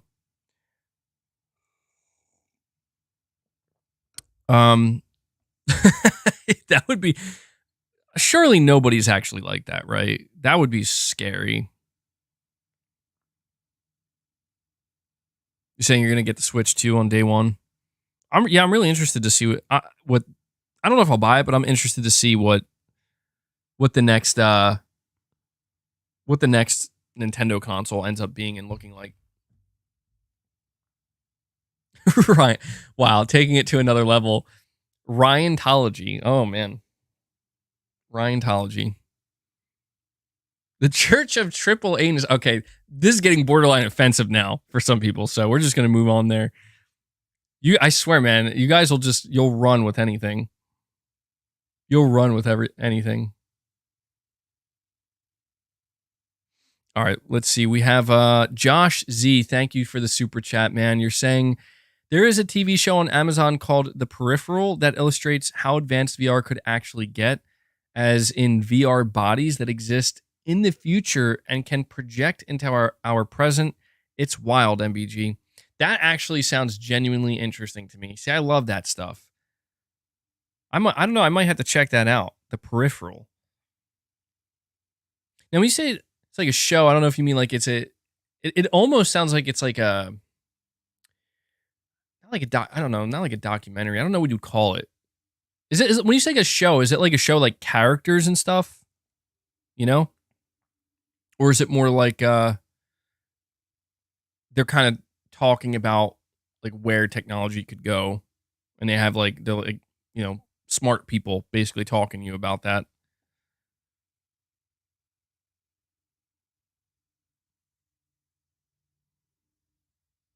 it's a drama. Okay. Saying just watch an MBG. Yeah, I think I might check it out. That sounds genuinely interesting. I never heard of that show. That sounds insane though. I mean, I don't, yeah, I'm trying to like wrap my head around that. It stars Hit Girl, yeah, Chloe Grace Moretz. Is that how you say her name? I know who she is. Huh. On Amazon. I do have Amazon, so I might go check that out. Also, when is the next season of The Boys coming? Do we get a date on that yet? Are you a homeless cat? I appreciate that, Josh. Thank you for letting me know. I'll let you know. I'm going to try my best to remember it. The Peripheral on Amazon. Because I'm telling you, like later tonight or tomorrow or something, I'm going to go look for something to watch because I just finished Twisted Metal. I'm going to totally forget that. Like I'm going to turn to my wife and be like, man, there's nothing to watch. And I'll totally forget that. Hey, man, go check out that show, The Peripheral. Let me see. We got PlayStation Pete saying MBG Colt Eastwood said Microsoft will start the next gen with Xbox Series X2. Oh man, that would be a hell of a name. In 2026, can you make an all right guy soundbite? Can I use it as a ringtone? Yeah, dude, that's a good one. I guess I don't know. I just didn't think about making a soundbite for myself. I don't know if I'm gonna do that. Honestly, I don't know. Should I? I don't know. I need some feedback here. Well, first off, you can use it as a ringtone, man. Like if you want to clip any of my intros where I say, all right, guys, whatever one you like the best. If you want to make that your ringtone, man, go ahead. I'm totally cool with that. That's so funny to me. Let's see. So, well, I have to ask this, PlayStation P, because I don't watch Colt Eastwood. Oh yeah, we need a blue box soundbite from that whole saga. I need to know, is this something that he's just speculating, or is this something that he is claiming like a source or he's heard or something like that? Because to me, that's a big differentiating factor. Either way, though, it's like 2026. Here's a question I have. And this is for the more tech-oriented people in the chat right now. Sony is apparently going to drop a PS5 Pro next year in 2024. If that happens, if Microsoft actually says we're going to get an early start with the next gen Xbox and drop it in holiday of 2026, how much better would that be, realistically speaking? I'm saying realistically here, than the PS5 Pro. Because I get the feeling it wouldn't be by much at all. And I have a very strong feeling that if Microsoft were to do that, which I see people in the chat saying there's no way they would do that, I don't think Microsoft would do that either. The main reason being that I don't know, it feels like it disrupts the cadence of this generation where I feel like, well, I don't know, man. I will say it is kind of strange. I will say this. It is kind of strange that Microsoft is like, yeah, we're not going to do a mid-gen. Series X is apparently the mid-gen for them. Like, that's kind of strange because I really thought that if anybody was going to do a mid-gen refresh, it was Microsoft. But I think that, I don't know, man.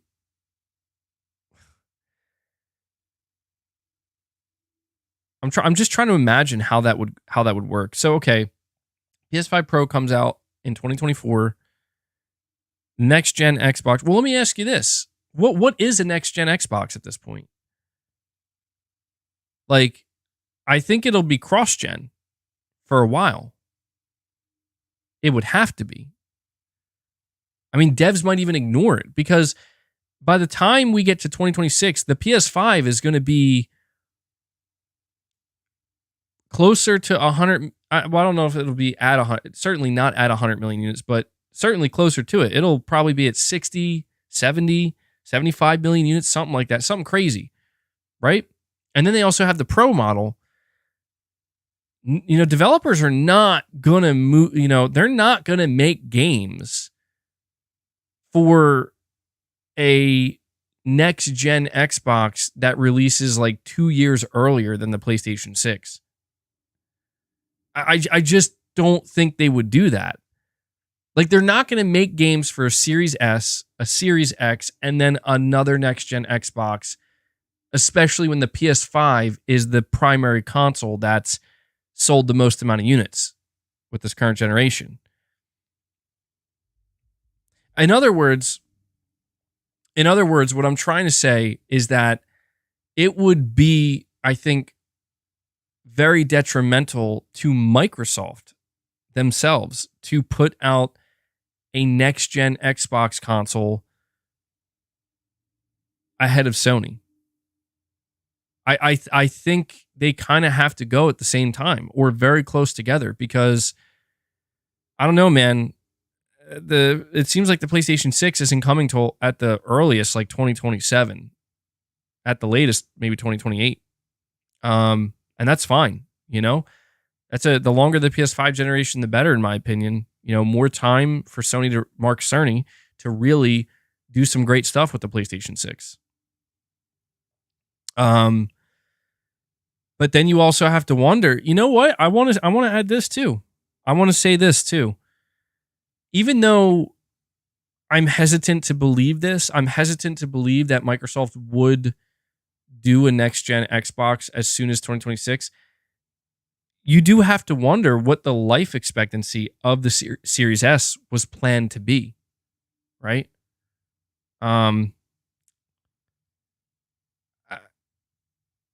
Maybe Microsoft has determined that by like 2026, that's when they feel like they're pushing it too much, like to mandate that you like developers have to take into account the Series S. I mean, maybe it'll be fine. I don't know, but you just have to figure Microsoft thought about this when they made the Series S. They had to consider like, well, how long are we going to expect it to be supported realistically until developers are like, we can't or don't want to do this anymore.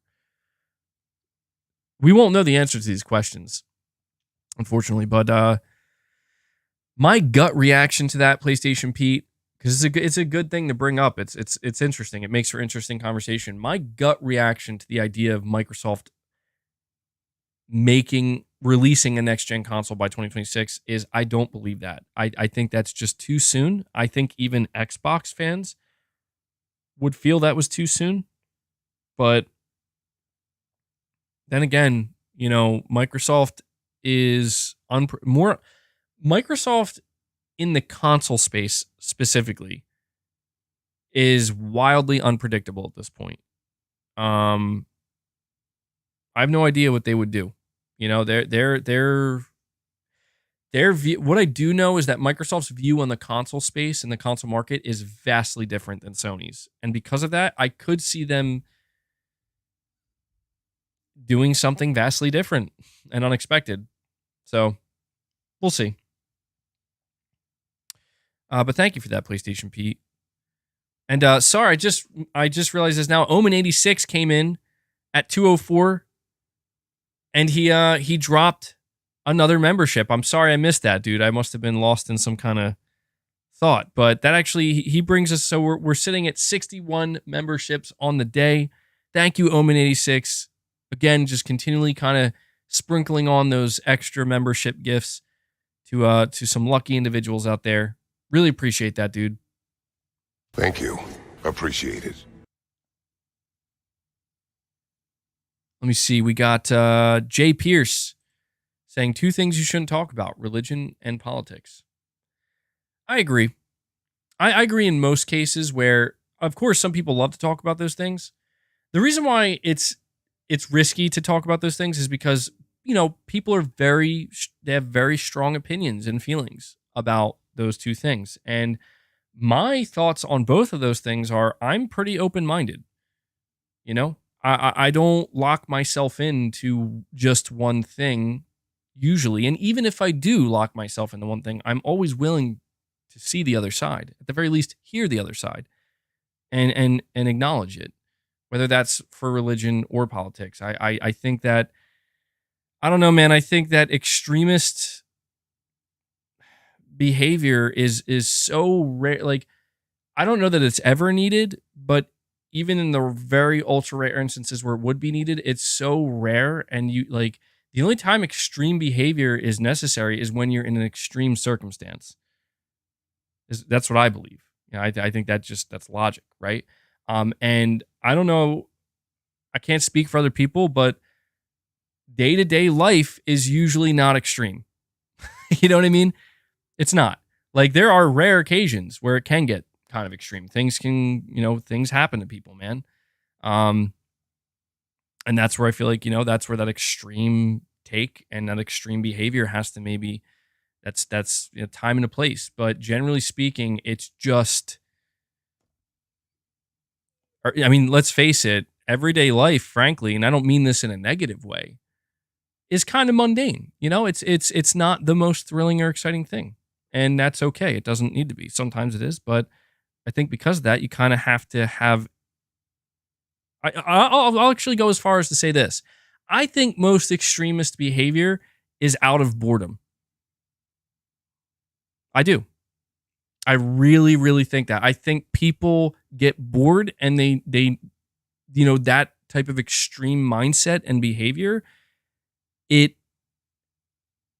radical behavior, it brings a sense of excitement. That's just a thought. Speak for yourself, MBG. My life is extreme. I mean, maybe it is. Who am I to say? Who am I to say, man? Justice, you're saying, should Sony acquire Archosaur Studio? I never heard of the studio. Who is this? I'm gonna look them up really quick because I've never heard of this studio.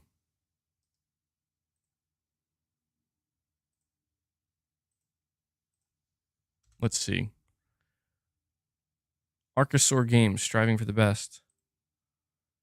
Founder and CEO of Archosaur Games. Is this a Chinese developer? You see, they have a Twitter. Archosaur Games is one of the most experienced game R&D studios in China and is still creating high-quality games for more than 20 years. I don't think Sony would acquire a Chinese studio ever.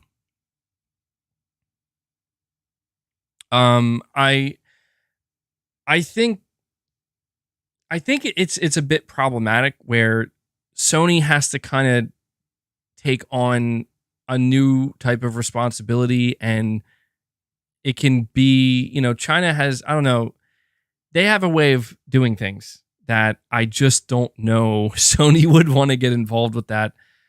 But maybe I don't know. Then again, Sony shows a lot of support for the Chinese market, and maybe they want to. Maybe that's something they're considering. So I don't want to get to your question, though, should they acquire them? I don't think so. Like, my intuition right now tells me I don't think that's a studio that Sony really needs to pick up. I don't think there's like a need for it. I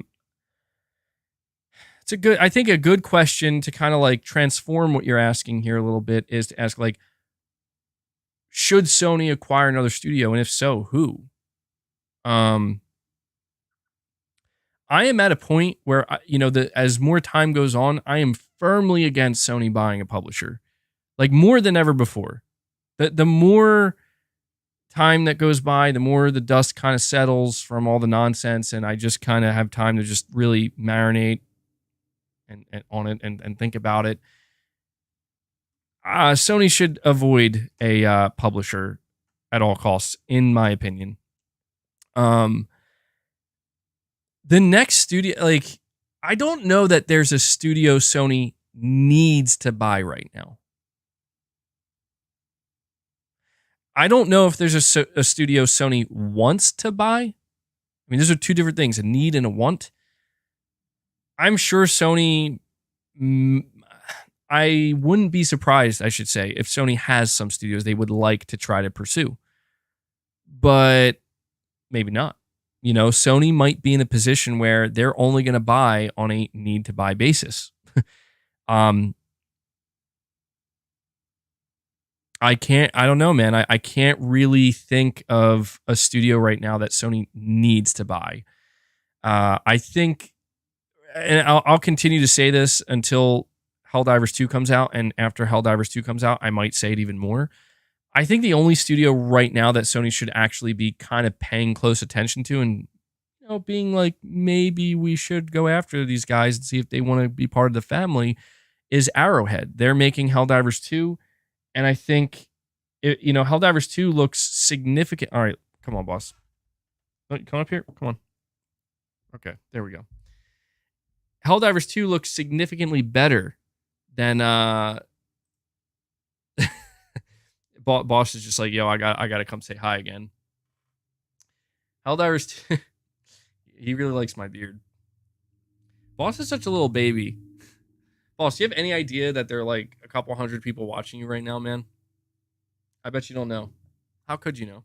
The better question is, if you did know, would you care? Sorry, but Boss always distracting me. He's marking me with the scent, yeah. He really is like what's so funny? Just really quick. I remember when my wife went to go, when she was looking for a cat to bring home, Boss was like the last one, I guess, of his litter. And, my wife was like, oh, that's such a shame. Like, maybe I'll bring him home. And the person that was working at the animal shelter, they were like, well, do you like, what kind of cat do you want? Because this Boss, I don't know.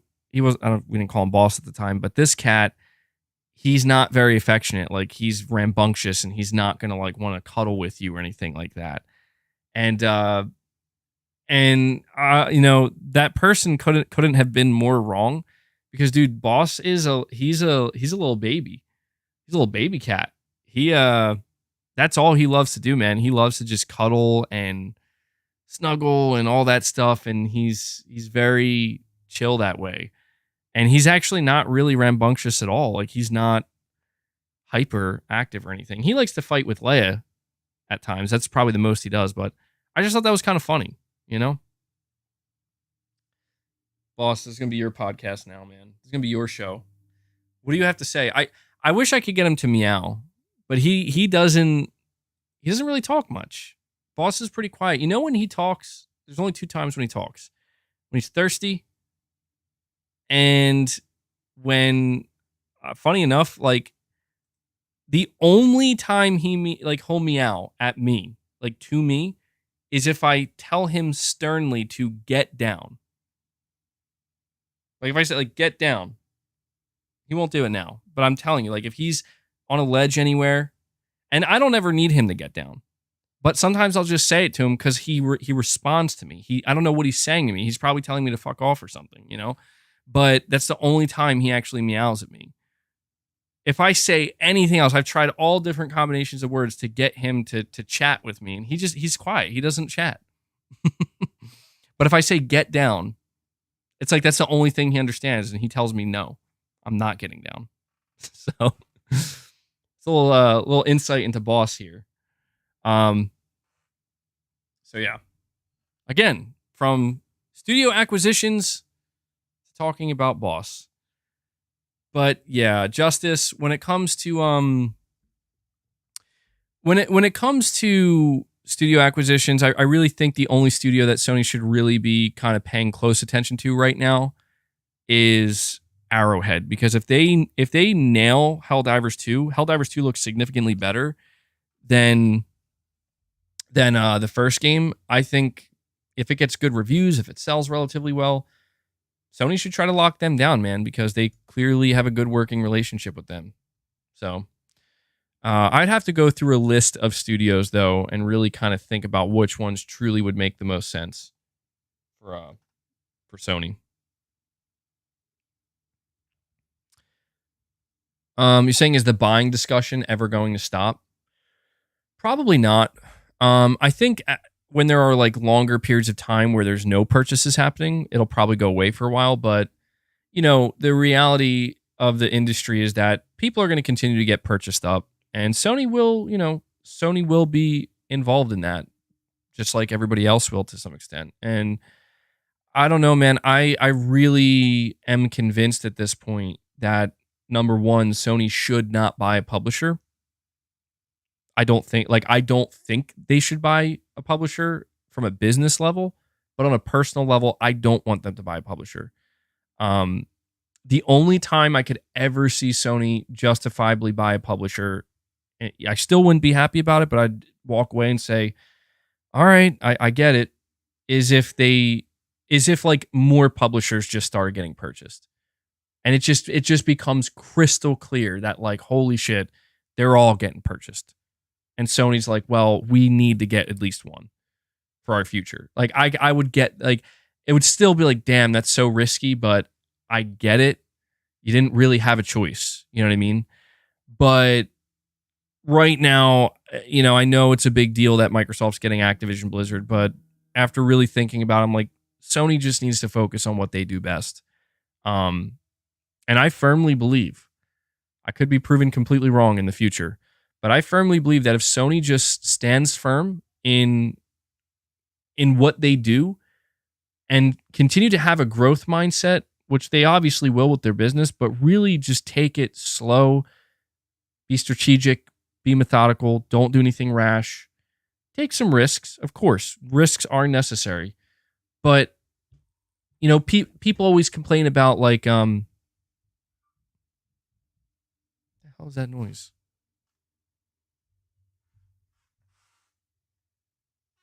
Oh, okay. I was really confused for a second there.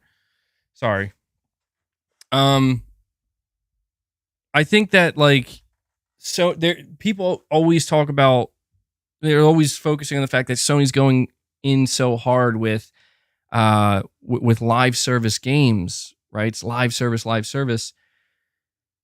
And I get why people are nervous about that, but believe me when I tell you, Sony trying to do some live service games and hopefully have a couple successful live service games is so much less risky than buying a publisher.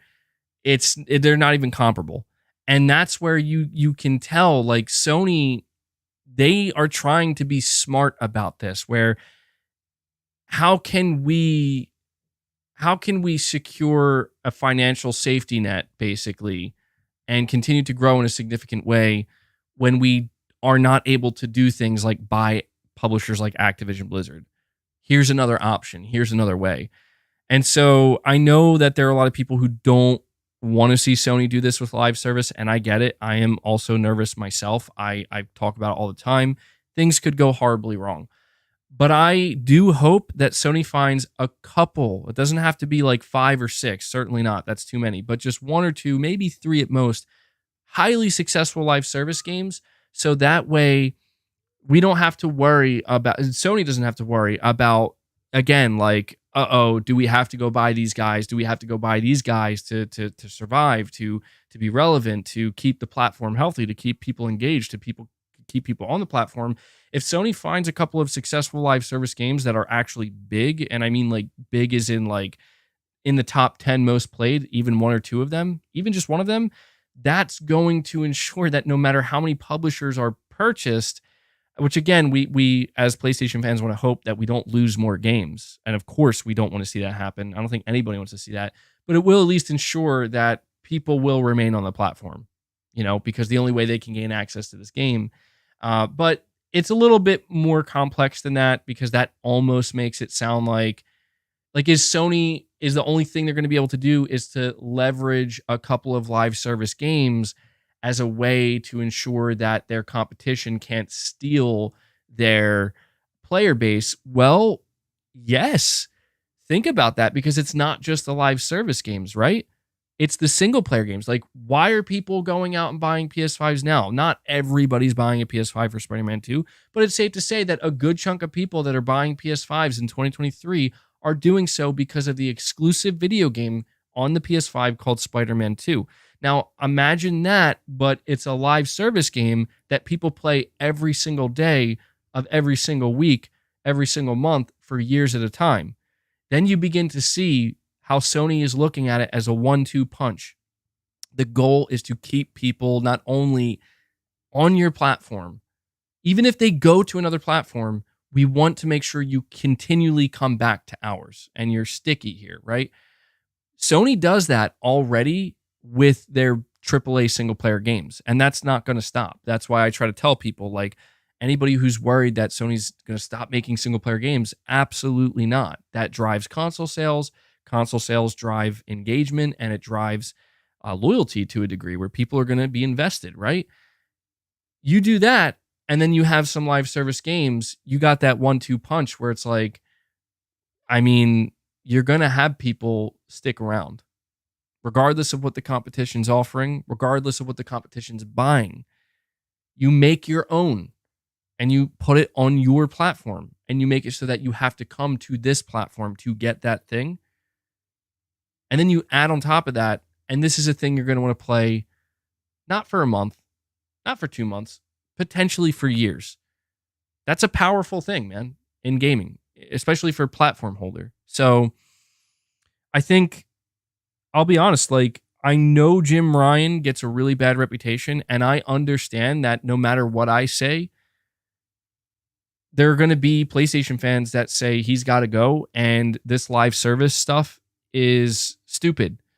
Like Sony, like I know there are PlayStation fans that no matter what I or anybody else says, they will say, and they believe that Sony should not have anything to do with live service. And I just wish that these fans could be more open-minded and have a broader understanding of not only the industry, but PlayStation's position in that industry and how the industry is changing. Because if you have that understanding, it becomes painfully clear that Sony needs to do this if they're going to remain on top. Now, if you're somebody who says, I don't care about Sony being on top and being like number one in the gaming industry, I just care about them bringing out single player games, that's totally fine. In that case, yeah, it makes sense. But if you want to see the PlayStation brand remain as relevant as it is today and continue to be more relevant going forward, it's going to need more than just the 1 to 2 big AAA single player games a year. It's going to need more than that, because they now have a competitor who not only has a service that they're, feeding, but now they're going to be able to feed it at a rate at which we've never seen before, and Sony's never had to contend with before. So, again, people can be as, you're saying this is coping at its finest. Like, dude, come on, man. Like, is that the best? Is that really all you can offer in this conversation? This is how I know that there are people who listen to me where they just don't know. They don't understand what I'm saying, and they don't understand the industry, where it's like, not a single thing I said. There are times where I've come off as like, yeah, I'm coping about something. This is not one of those times. Okay. Like, we are talking about the industry. We are talking about where it's potentially headed. We are talking about things that are actually happening right now, why they're happening. I'm not here to tell you that Jim Ryan should have a statue made of himself because he's the greatest PlayStation leader of all time. No, I'm not saying that. What I'm saying is Jim Ryan was clearly wise enough to see what was happening early on. Like, oh, our competition, aka Microsoft, is going to start buying the living hell out of this industry, and we can't compete with that. So what are our options? What can we do to combat this? Because surely there's something. And after looking at all the options, the most logical, the most strategic, and the one that frankly just makes the most sense for Sony is we should pursue live service. And I'm not saying that means you should like live service. I'm not saying that. I'm just, again, talking from a broader perspective where I would just say try to have an open mind at the very least. I would say try not to just jump to the immediate conclusion that every live service game from Sony is going to be complete shit and trash and should just get canceled because I don't know. I just feel like that's a little unfair. You know, some of Sony's most talented development teams are putting everything they have into some of these upcoming multiplayer games. And, you know, I understand that some of these studios are respected for what they've done in the single player space, and they will continue to do that in the single player space. But I don't know. I'm not the type of person where it's like, again, Naughty Dog is the best example I can give right now, or Sucker Punch for that matter, where it's like they're working on some multiplayer projects. I mean, look, I loved the story of The Last of Us 1. I loved the story of Ghost of Tsushima, and we will get more of that, especially with Ghost of Tsushima. I mean, maybe Naughty Dog, who knows if they're working on a new IP or not. We are going to get that. Like, I'm not worried about that. I know that's coming. But if they want to put out a multiplayer experience, you know, before that next thing comes, these are still some of the most talented studios in the industry. And I am excited about that notion. I am interested and genuinely enthusiastic in some ways to see, like, damn, you know, if they could do this for the single player experience, what can they achieve with the multiplayer experience? I got a good glimpse of that with The Last of Us Factions 1. Totally underrated, man. Like, anybody who's played Factions 1, that was so much better than it should have been. I mean, there was something really good there where it's like, damn, like this is a great multiplayer experience. Same thing with Ghost of Tsushima Legends. I love, dude, when I played Ghost of Tsushima Director's Cut, I played the hell out of that game. I put like 80 hours into the main game and platinumed it, right? And then I went on to Ghost of Tsushima Legends and I played it with my friend for like another 30 or 40 hours. And I even did the raid and everything. I'm like, this is fucking incredible. And that's what I'm talking about, dude. I've experienced it firsthand.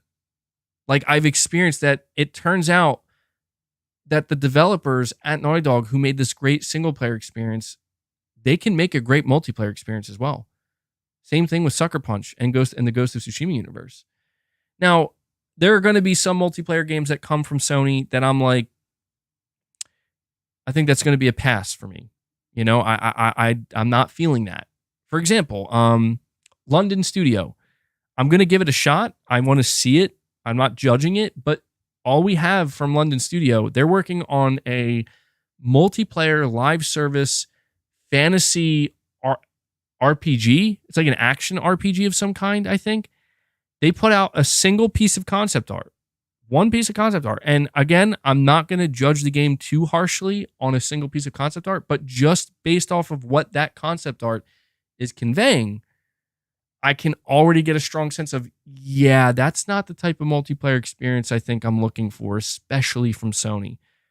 However, London Studio has not made a traditional PlayStation 5 or PlayStation exclusive in forever. They were working on that game for PS3 called 8 Days, and that got canceled. Then they worked on a PSVR game, which I heard was really good. Makes you think maybe they should do a PSVR 2 game.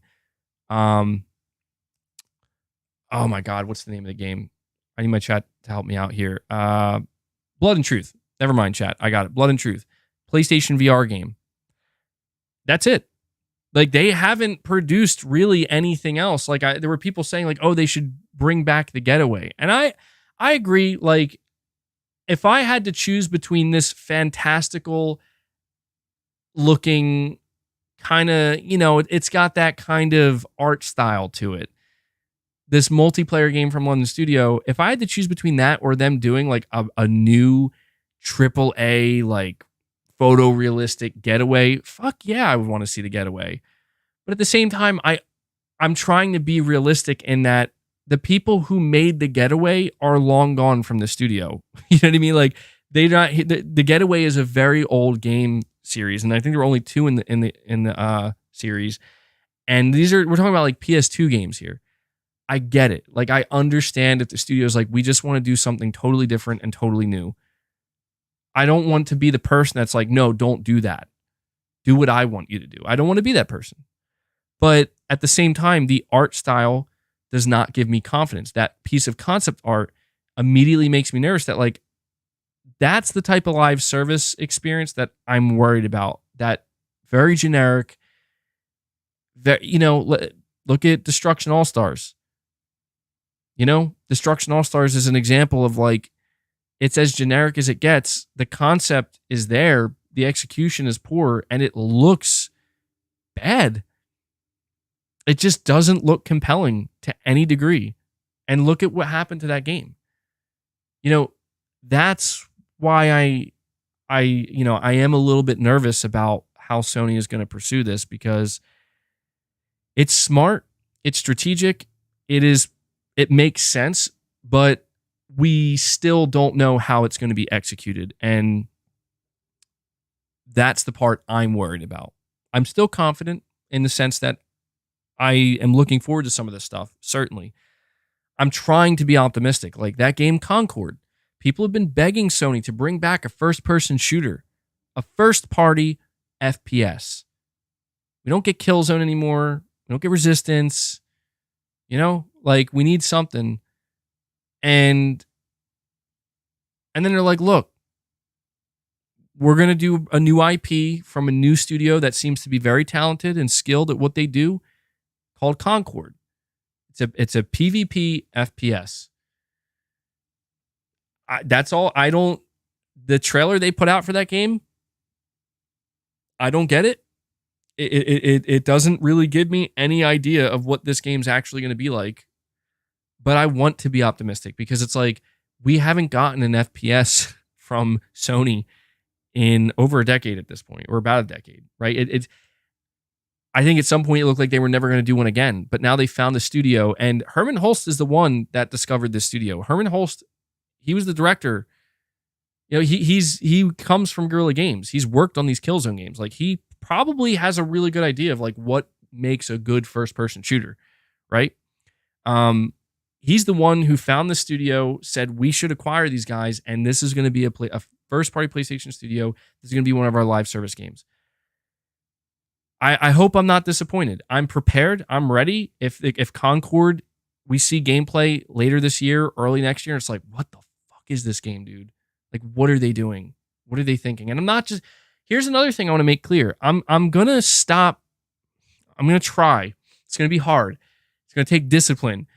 I'm going to stop judging games like when we see them in trailers and stuff based on their art style. It's not fair. It's just not fair. I know, when I see that first proper trailer for the Horizon multiplayer game or for this London studio game, I know my instinct and my gut is going to be, this looks shit because it looks like Fortnite or whatever, or Genshin Impact. But I do not want to do that because it's legitimately not fair. It's never fair. It's never fair. There have been times before where I've had that reaction and I've talked about games that way, but it's simply not right, because that is me pretending to myself. Like, so you've never played a game with a more cartoon art style that you've enjoyed? And my answer says, I absolutely have. So then what are you doing judging this game based on its art style? And that's where it's like, shit, what am I doing? Like, and yeah, it's hard not to, because I think what just makes it so tough is when you see that art style, you feel like I already know what this game is, even though we don't. Like, a great example, I haven't played this game, and I think the servers were taken offline. There was this game, maybe some of you know about it, and let me know if you played it. There was this game that was announced a couple years back called Rumbleverse, and it looked identical to Fortnite, but it was very different from Fortnite. It was a battle royale, so in that sense, it wasn't different. It looked like Fortnite, so in that sense, it wasn't different. But the actual gameplay was different. It played completely differently. Long story short, it got shut down. And you see this, you can tell that they're just these studios that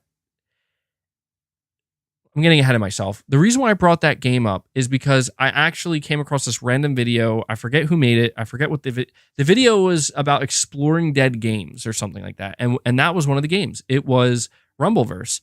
And I was kind of laughing. I'm like, look at this game. And then the dude was playing it and he was like showing off the actual gameplay mechanics. And he was like, this is really fucking good.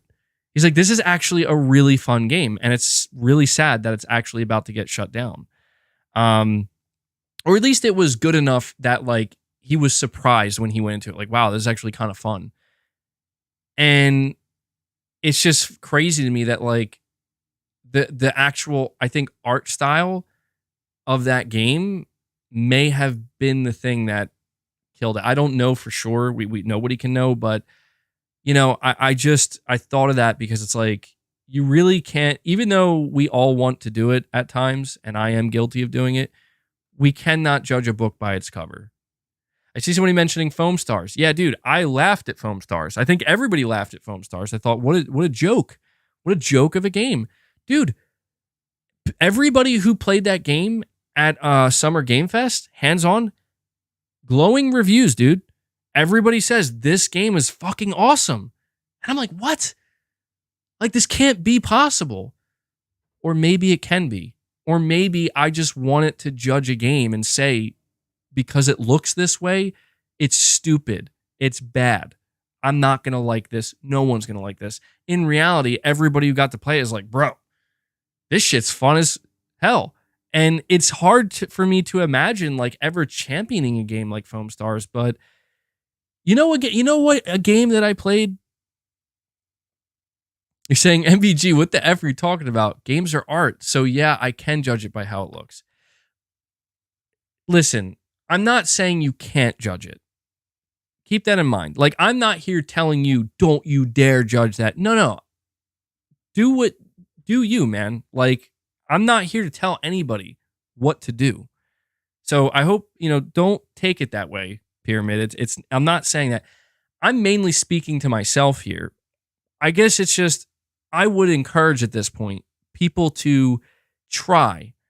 Like, when you do have that initial judgment, don't, just try not to be, once again, the word extreme about it. Like, if even I still think Foam Stars looks kind of ridiculous, like, I just am not convinced that I would enjoy Foam Stars. Okay? But when I hear people who played it saying this was actually the game of the show, it was that fun, it was that good, it immediately makes me rethink my evaluation, my judgment of that game. It makes me reevaluate my instant judgment of that game, because it's like, well, I haven't played it. I just saw a gameplay trailer. Like, I only watched it. And my takeaway was, that doesn't look good. But then I'm hearing from people who have played it that actually it was shockingly good. Like, they were very surprised at how fun and good it was. So that just makes me take a step back and think like, well, would I stop myself from trying a game just because I don't think it, just because it's like the look of it, right? The way, like, it looks like a joke to me. I'll give you an example of a game I played.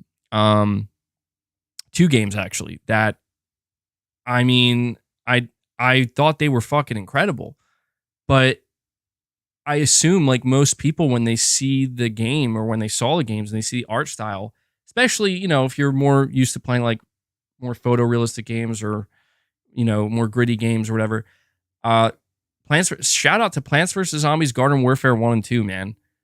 These were shooters, and I played both of them, and holy fuck, they were incredible. Like, they were just so good. They were competent shooters, man. But go look at that art style. It's very cartoonish. I mean, it's totally over the top. It's totally over the top. It's ridiculous in a way, but it was so fucking good. It was addicting. And I don't know. I haven't been following PopCap recently, so I don't know if they're doing another one or not, but that's what I'm saying. It's like, that is the type of game that when I see, like, if if Plants vs. Zombies Garden Warfare 3 was like, I don't think they're making that, but if they announced that at like a PlayStation showcase, I know for a fact there will be people all over the chat being like, that looks like shit. What kind of fucking joke is this? Kitty trash, whatever. Dude, I'm over here being like, holy shit, this is a day one buy. Like, this looks, I can't wait, you know?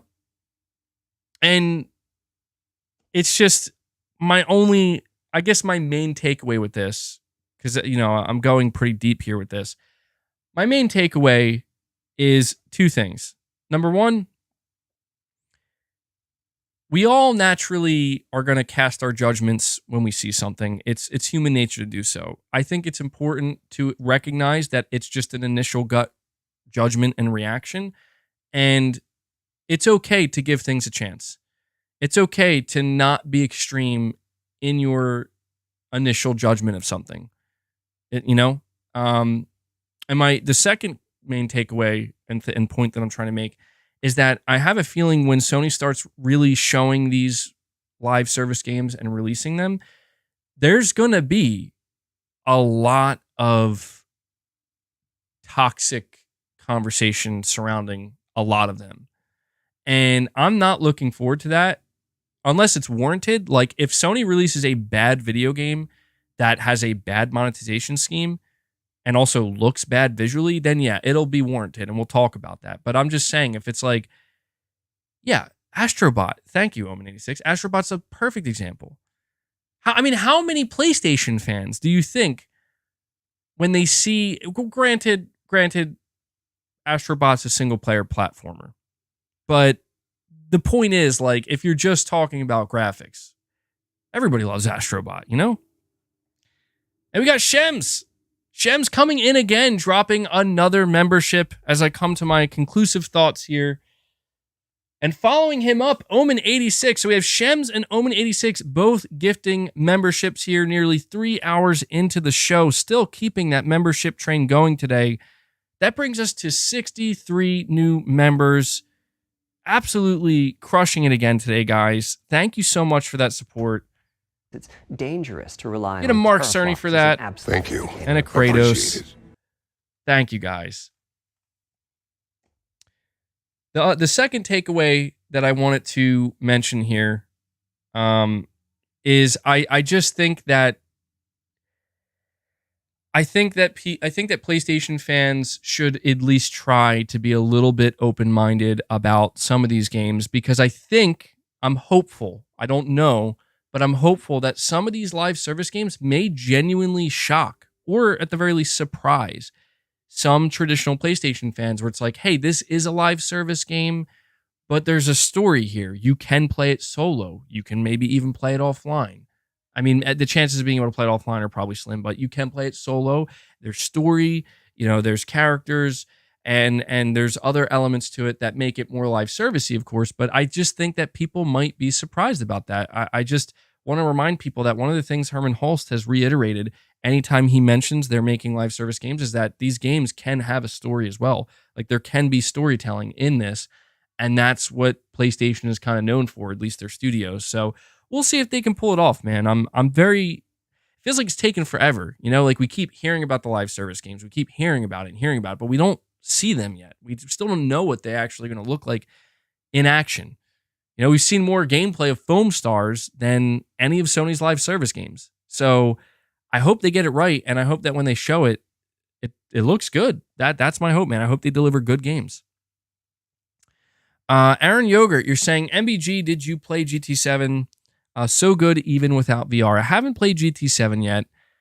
I don't know. I think when it came out, I was busy playing Horizon Forbidden West, and I kind of just passed it up. But that's a game that I will have to try out in VR. It's one of the games I'm more excited to try out in VR. Although I don't have a steering wheel to play it, so I don't know if that's going to break. I'm sure it'll break the immersion a little bit, but I'm interested to try it out for sure. Omen86, you're saying, I've got a framed picture of Jim Ryan on the wall in my living room just for laughs with my friend who's an Xbox guy. My girlfriend wants it gone. Never. Dude, that's amazing, Omen. I almost I don't know. I almost don't believe you, but at the same time, you sound sincere here. That's incredible, man. That's next level. I got to do that. I'm going to have to do that. I should get a framed picture of Jim Ryan. I should put it right here. That's what I should get a framed picture of Jim Ryan, put it right here. And anytime Jim Ryan does something to upset us, I'm gonna have to put the frame face down. Shame, Jim Ryan. You've brought great shame to the PlayStation fan base. The Church of Ryanthology is growing. That's awesome, though, man. Yeah, don't take it down. You could tell her. MBG told me never to take it down. You could tell her that. Oh man, his beauty will distract us all. Oh, I love it, dude. That's so funny. All right, so with that being said, I'm going to move on to the final topic of today's stream, which is something I was hesitant to talk about, but unfortunately, there's so little gaming news to discuss. I mean, like I said earlier in the stream, it is one of the quietest weeks that I've seen all year long.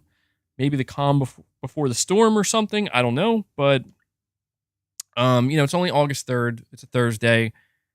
Just not a whole lot going on right now. So one thing that did catch my attention was there is this PC gamer tweet or post that links their, where is it? That it links their wait, what? Did they delete it? Oh, no, they didn't. Okay.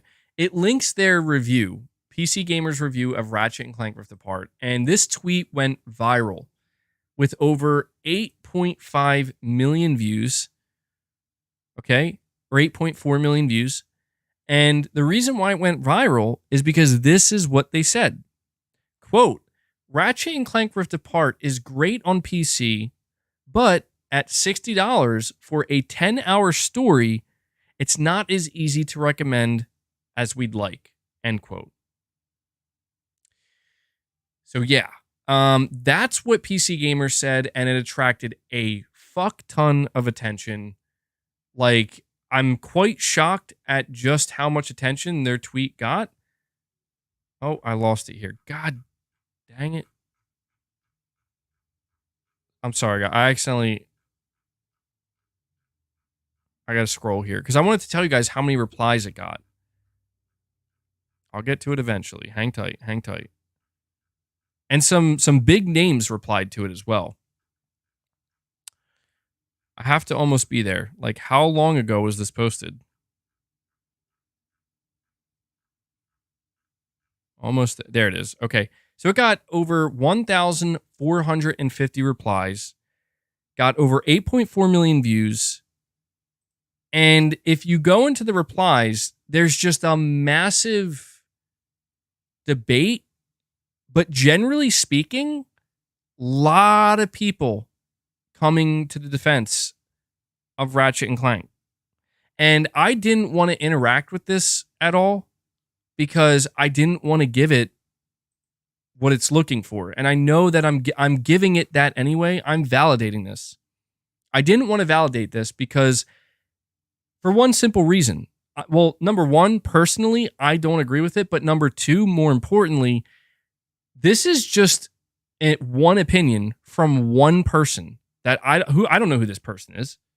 This is an opinion from one person who is representing a gaming outlet, as they call themselves the global authority on PC games. And I didn't want to validate this because that's what this wants. There's a reason why they went with this headline, with this review, because they knew what it would do. They got exactly what they wanted. They won. They got 8.4 million views. They knew this was a hot take. They knew this would cause controversy and discourse. And they knew it would piss a lot of people off. And they won. They got it. They got exactly what they wanted. They got all the validation in the world. It felt like a troll post, frankly. And so I was very, very, very hesitant to acknowledge it. But unfortunately, I made the decision. Maybe it's not unfortunate. It depends on how I handle it, I guess. But I made the decision to acknowledge it because there's nothing else to talk about.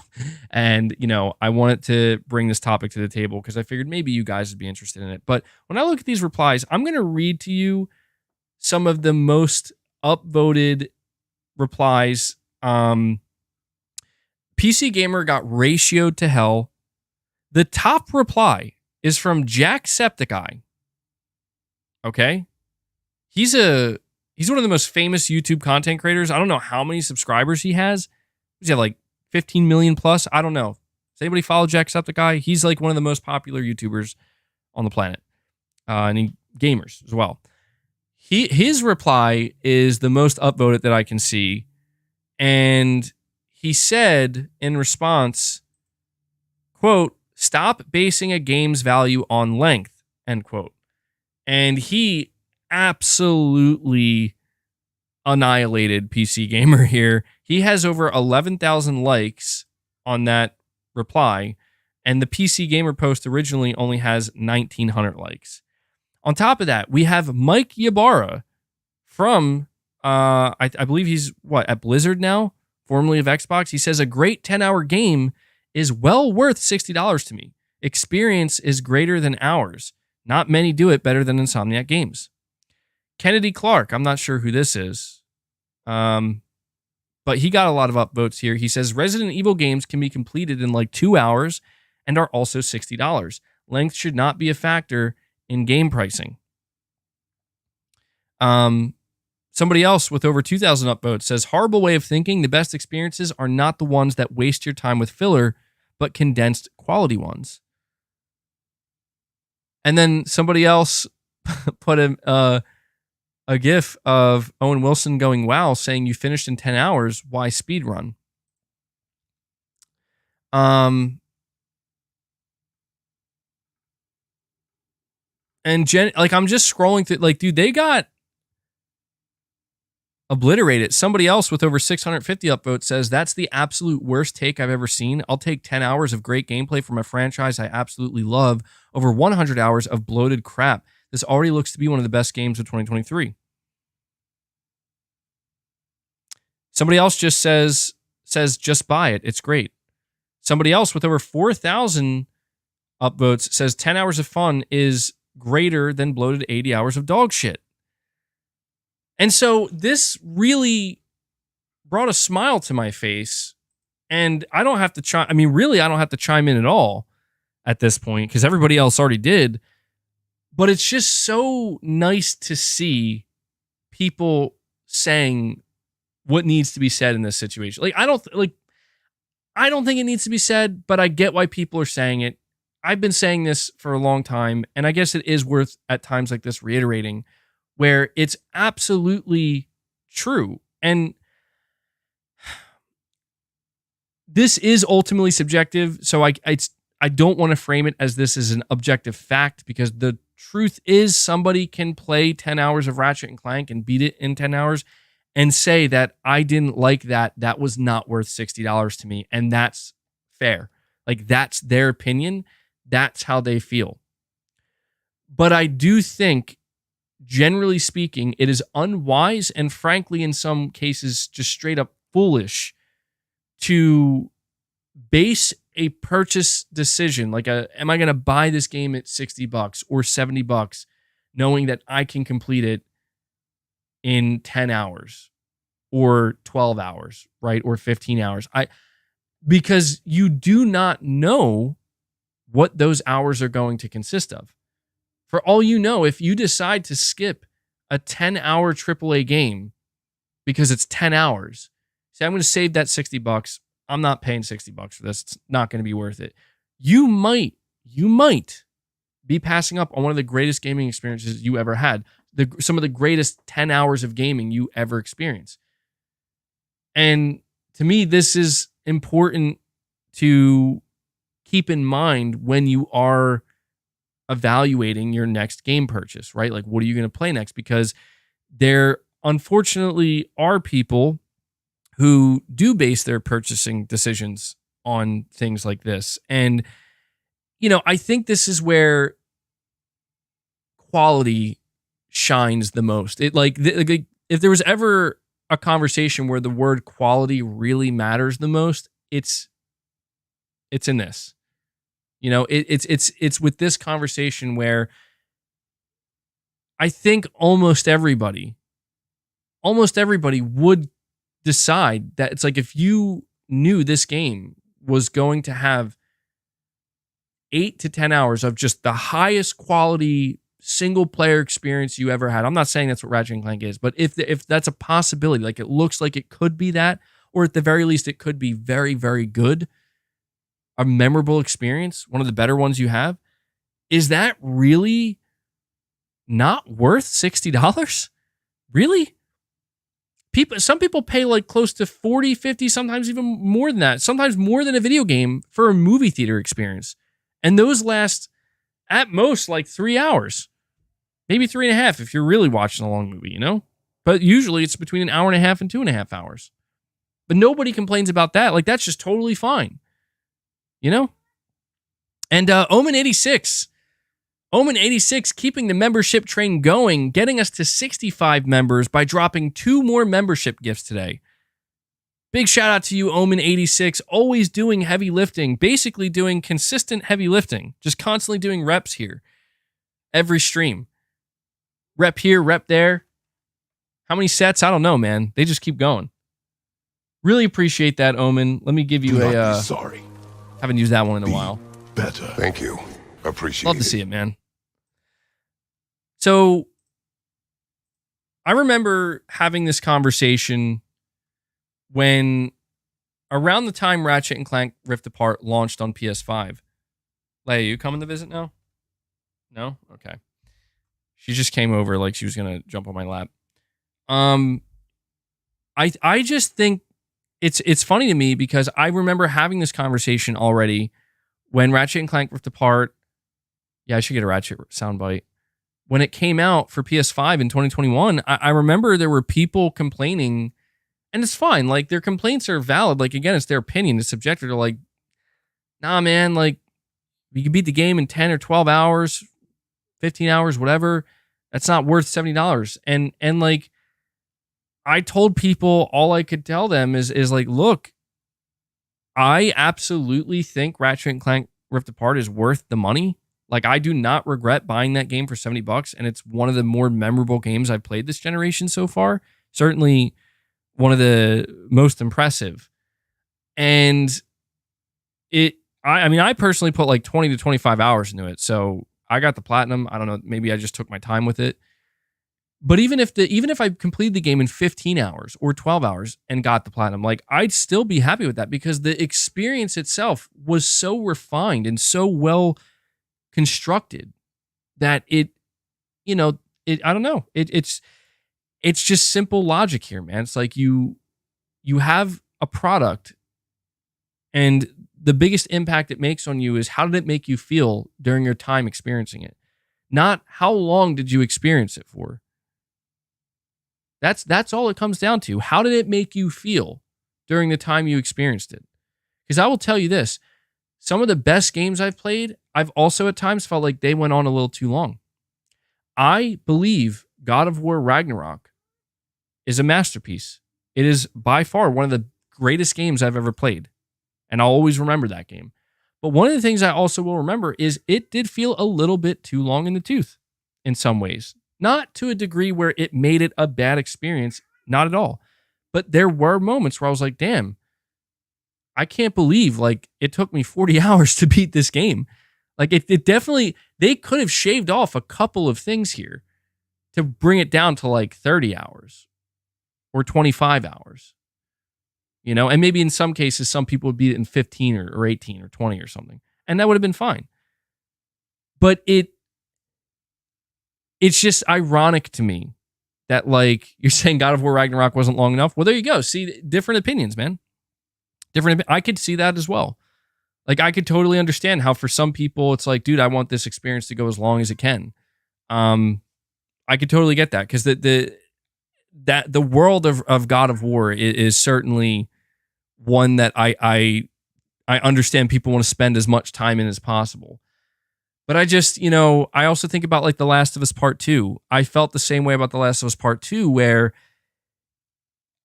I remember I think it was about 3/4 of the way into the game, specifically, not the last act. Or maybe, I don't know, maybe it was at the end of the second act. I really just started to feel like this is, I can tell I'm getting that kind of itch where like I want to just get to the next part. Like I feel like this is going on a bit long here. Like I'm just kind of surprised at how long this is going on. Maybe that's and I will admit sometimes it could be the way I experience certain games where I do have a tendency to want to, I don't know, like consume them not as quickly as possible, but just that itch, like I just want to keep playing. And maybe because of that, it can make the game feel not longer than it actually is, but it can, I pretty much invest gaming sessions into those games that are longer than I normally would, if that makes sense. Yeah, Red Dead Redemption 2 is another prime example of like Red Dead Redemption 2 is a masterpiece and one of the greatest games I ever experienced. It's still too long. You know, like it's to me, it's just still too long. Does that make the game like dramatically worse? No, it doesn't. Like it doesn't hinder my overall view on it, but it's just something that I will remember. You know what I mean? About a specific game. Like I will remember that game was a masterpiece, one of the best games I ever played. It was also a little too long. One of my favorite games of all time, Metal Gear Solid 4 Guns of the Patriots. People complain about those cutscenes. They're like, God damn, what was Kojima thinking? This game is more movie than game in some ways. I personally loved those long-ass cutscenes. However, I totally understand that, yeah, they're too long. It's too much. Absolutely. You know? Absolutely. And that's fine. That's what it is, and it's allowed to be that. And some people will appreciate that. I do. Just like I know there are going to be some people like who just said like God of War Ragnarok should have been longer. That's totally fair. I'm not here to tell you you're wrong or you're right. I'm just here to tell you what I think. And I appreciate the other side of it as well, you know? So when it comes to Ratchet and Clank Rift Apart, man, I thought it was a great experience. I thought it was as long as it needed to be. It didn't overstay its welcome. It was, to me, it was not too short. It was perfect. I'll be honest, like when it comes to the like length of Ratchet and Clank Rift Apart, I personally thought it was perfect. And I think Insomniac found that sweet spot. And considering the quality level of the game, I paid $70 for it at launch for the PS5. I was thrilled, man. I loved the experience. I enjoyed every minute of it, every hour of it. And granted, you know, I haven't gone back and really played it. I haven't felt the need, but that is a platinum that I earned. And I vividly remember my experience with that game. And I would gladly pay $70 for another Ratchet and Clank game if we get one this generation on PS5. And again, it just made me feel really good to see that, you know, people are willing, you know, people are saying something that I think frankly is right, which is you shouldn't, it's right in that it makes the most sense that you really shouldn't judge a game based on its length, or the value of a game based on its length. And one last thing I want to bring up with this conversation, because I think it's relevant to it, is it reminds me of, and here comes Boss again. He wants to come back. Come on, dude. It reminds me of the Order 1886. Now, I wasn't there at the launch of the Order 1886, and I do remember that there was a lot of discourse about like this game is $60, but it can be, you know, I think the Order 1886 is an extreme example of, I paid, I think, $10 for the Order 1886, and I played it on my PS4, and I was shocked. I was like, dude, this game has immense potential. Unfortunately, the Order 1886 didn't live up to its full potential, and it did have shortcomings. And this is, I think, the difference between, because somebody might say like, well, you know, a lot of people seem to agree that $60 was too much money for what the Order 1886 offered. Now let's look at the Order 1886. The Order 1886 was a game that could be completed realistically without rushing it in about 7 to 8 hours. It didn't. It only had like, I don't know, a micro set of collectibles. Like I don't know, like a total like 10 or 12 collectibles, and it had zero replay value and too many. It had too many. God damn it, what are they called? Quick time events. The Order 1886 had a lot of amazing qualities about it. The story, the acting, the characters, the world building, the combat. There was so much there that was incredible. But the shortcomings were there were enough shortcomings that were significant enough, unfortunately, to bring the Order 1886 to a level where most people genuinely felt that I don't think that is going to be worth $60. That's not to say that there weren't people who paid $60 and enjoyed it. There were. I bet you there's people in this chat right now that they paid $60 at launch for the Order 1886 and they loved it and they don't regret it. And there's nothing wrong with that.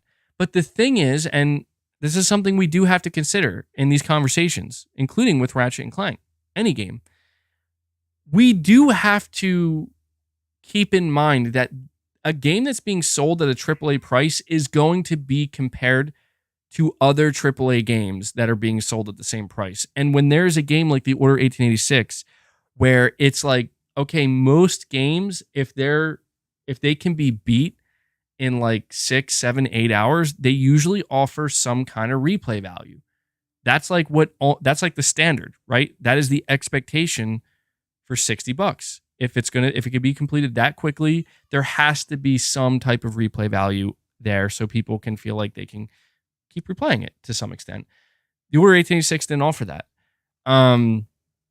It was lacking these fundamental, what would be considered fundamental aspects of what a AAA game needs to have. And again, it is subjective, because I feel like if I paid $60 for the Order 1886, my honest thoughts on it would be, I'm angry because it's over already. I wouldn't be angry at the money I spent. I would be angry because, like, I guess in a way I would feel angry that it was too short, but in a more like, I want more of this. Like, how come there isn't more of this here? You know, like there deserves to be more of this here.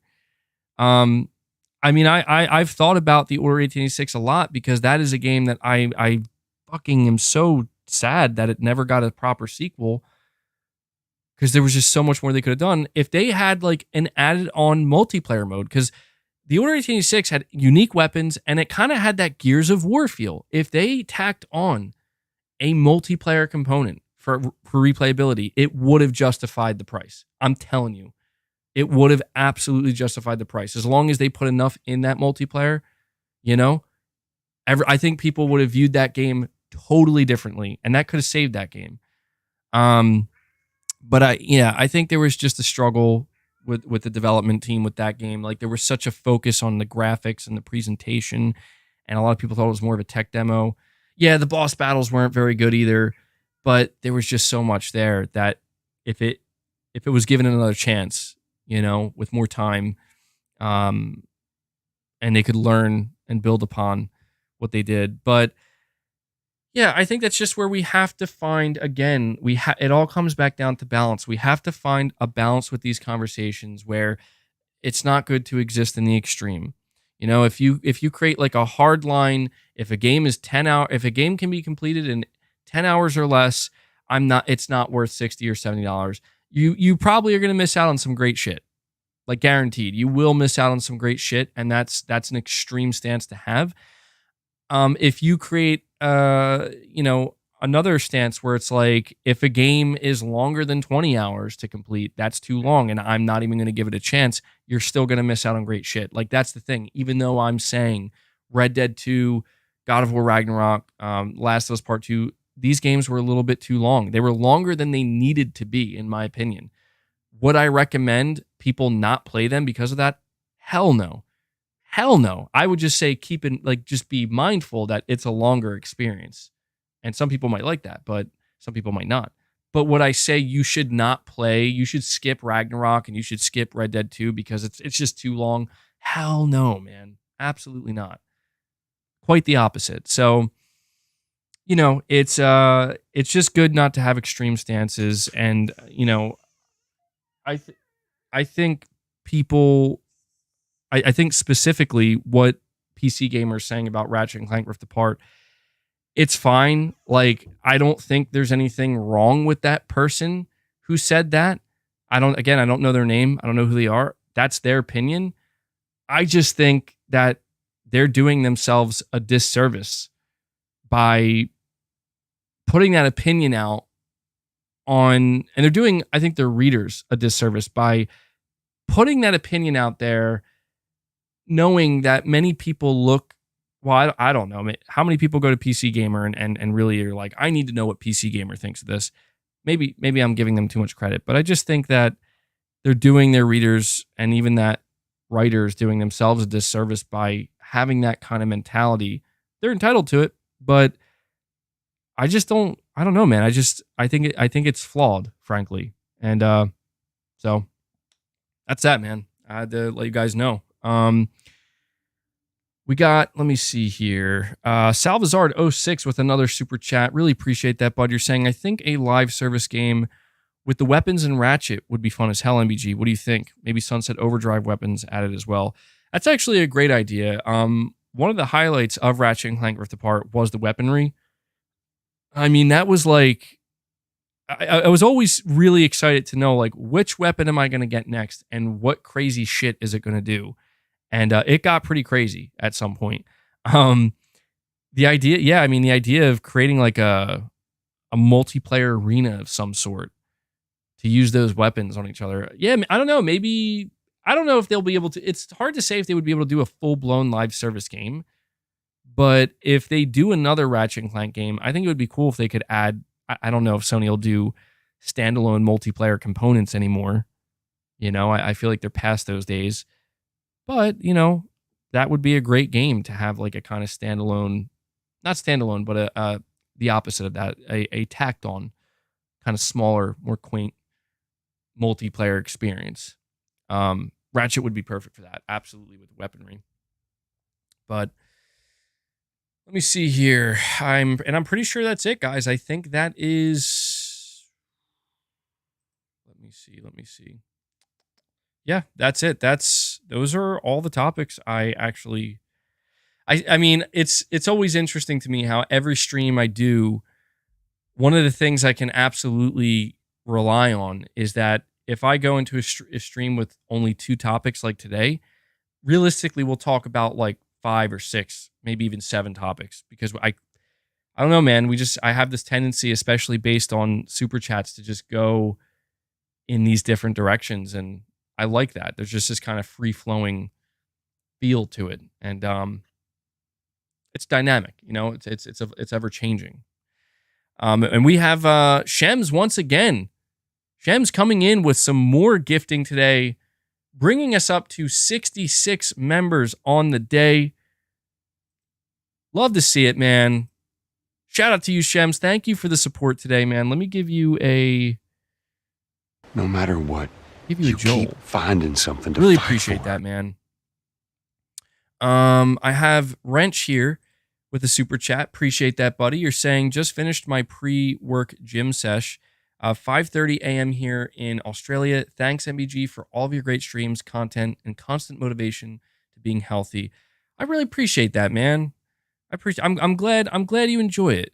I do. It really means a lot. The love that this community shows me and my content, it really does. You're thanking me for keeping you motivated. Well, you know what, man? You guys constantly keep me motivated, and I have to thank you for that. So, yeah, man, got to get those workouts in. Got to keep yourself healthy physically. Mind, body, spirit.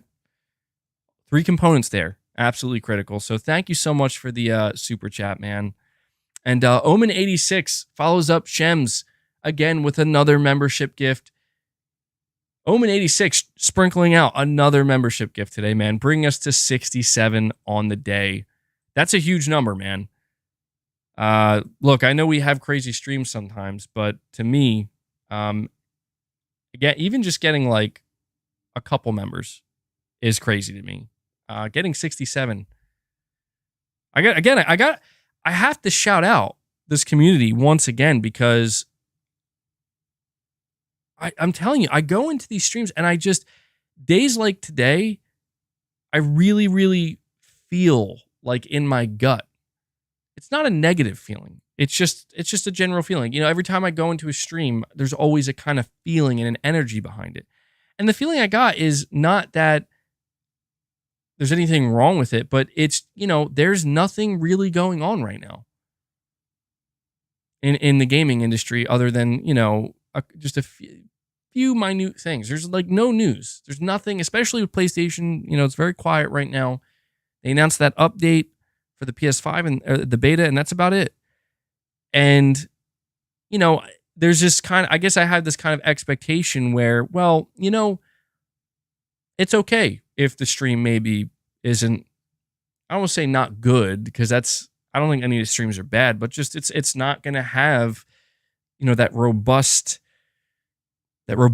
to it that a stream would have when there's a lot going on a given week. And because of that, I always anticipate when it's quiet, when things are slowing down, that, well, you know, the audience might be less engaged. But that's like I don't know, you guys are like proving that that's not true at all. And I just continue, like this week in particular, I'm finding myself genuinely surprised at how engaged this audience can be. Not like, I'm not just talking in terms of like membership gifts and super chats. Like that support, the fact that it's still there, as strong as it is on days like today, is a huge difference maker. As a content creator, no joke. But also just the engagement, you know, the conversations. You guys just keep it flowing, and I really appreciate that. It is genuinely surprising. So thank you guys. I feel like I have a great audience here. I think that's what I'm trying to say. Like, you guys thank me and everything, and I appreciate that. But you guys, you know, I got to hand it to you. We have a good audience here. We have a great community. And Omen86 with another super chat. He says, what we really need is a Jim Ryan Mortal Kombat character fatality. Oh, man. Yeah, I saw the latest Mortal Kombat 1 trailer, and at the end, black hole fatality. Did you guys see that shit? I'm like, my God, like, they just, how far can they continue to go? And they got to get Jim Ryan in there. A Jim Ryan fatality Mortal Kombat would be, it needs to happen. We need to see that. That'd be ridiculous, man. That'd be ridiculous. And we have Titus Crow. Thank you for the super chat, man. You're saying, to the people doing heavy lifting, you know who you are. And for the stream going wherever it goes, we appreciate the honesty.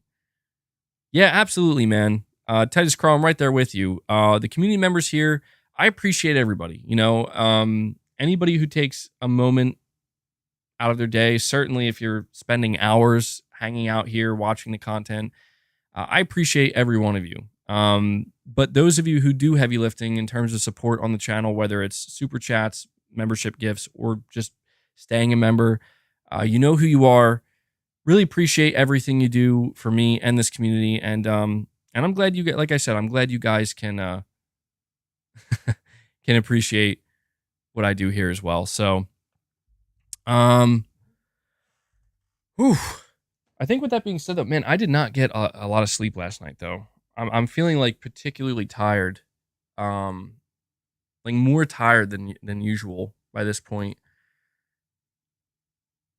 Saying I got to take off now. All right, Blue Knight, it's all good, man. I think the stream is about to come to an end anyway, so good timing.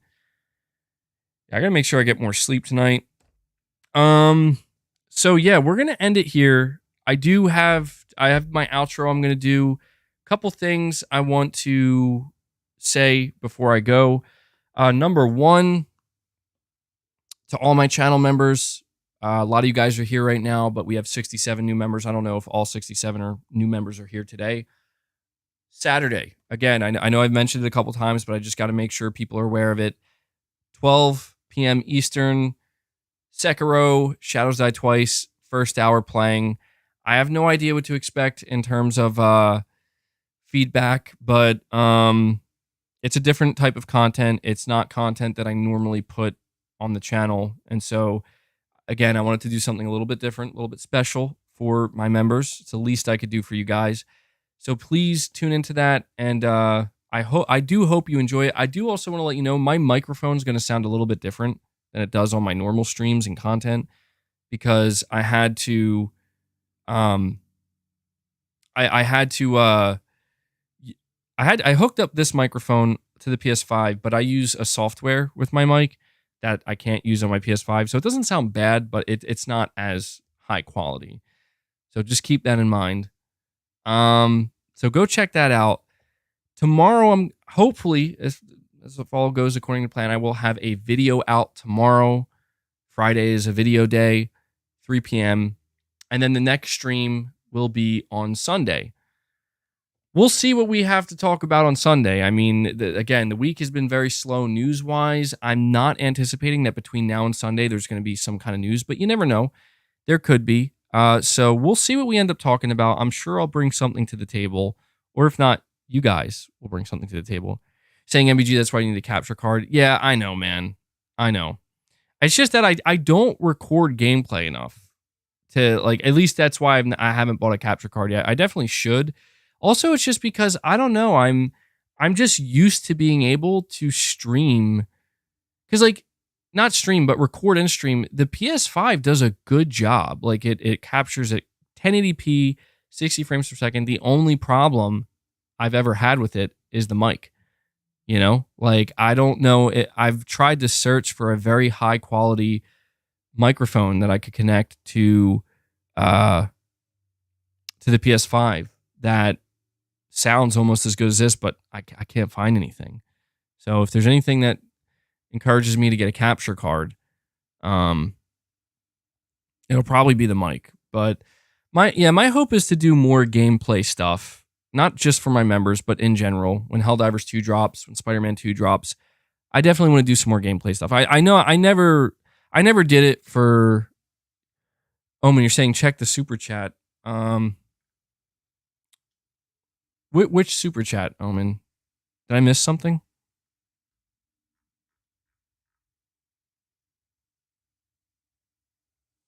Did I miss a super chat? Titus. Oh yeah, I read Titus's. Titus said, I'll just read it again for anybody who missed it. To the people doing heavy lifting, you know who you are, and for the stream going wherever it goes, we appreciate the honesty. So there you go. Again, Titus, thank you for that, man.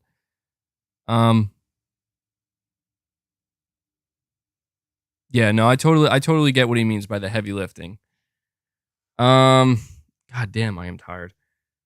I'm just trying to, yeah, so I know I told you guys I would do gameplay for Final Fantasy, and I ended up not doing that just because I was so, I don't know, I was just so engrossed in it, and I don't know, I never got around to it, but I really do, I do want to try to do that, because I know you guys, I know it's like not the most popular thing on the channel, but there are people that I know want to see more gameplay stuff, and my hope is to do more of that in the future. Right now we're starting with Sekiro. Again, we'll see where it goes, man. We'll see where Sekiro goes. Not giving my thoughts on it. I will on Sunday. And yeah, so with that being said, guys, that is the end of today's stream.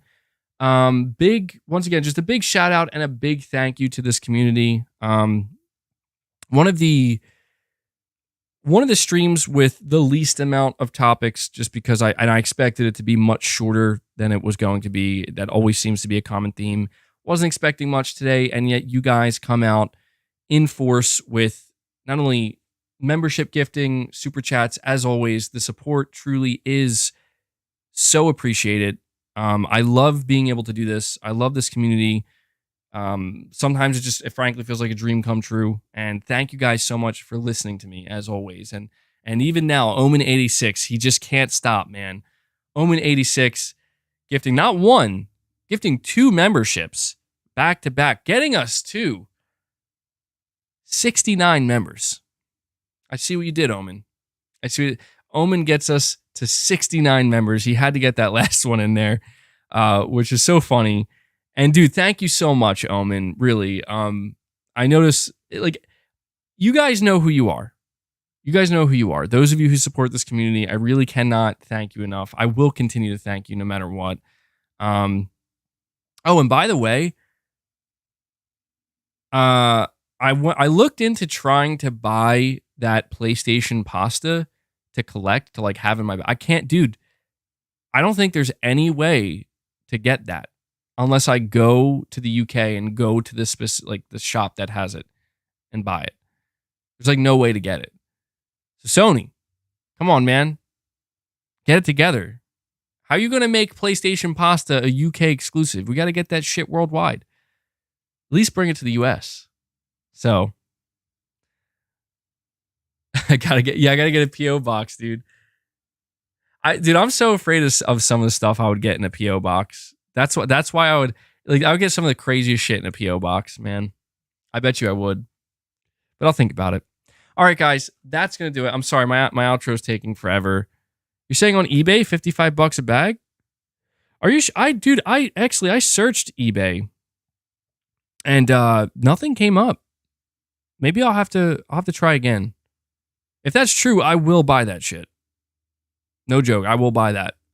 And I will open that PlayStation pasta at the next PlayStation showcase.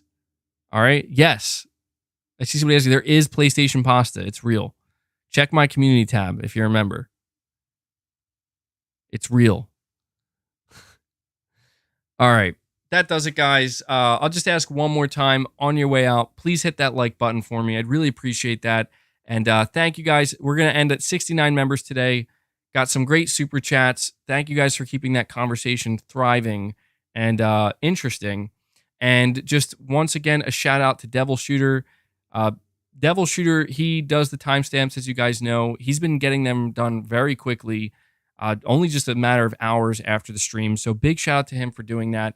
They're incredibly helpful, and I know that people rely on him for that. So if you see Devil Shooter in the comments, give him a big thank you. Show him some love. Show him some appreciation. But that does it, guys. I hope everybody has a great rest of their day. I'm very tired, so I'm going to go probably rest a little bit. And yeah, I will catch you guys tomorrow with the video and with some Sekiro gameplay on Saturday and then another stream on Sunday. So until then, guys, take care.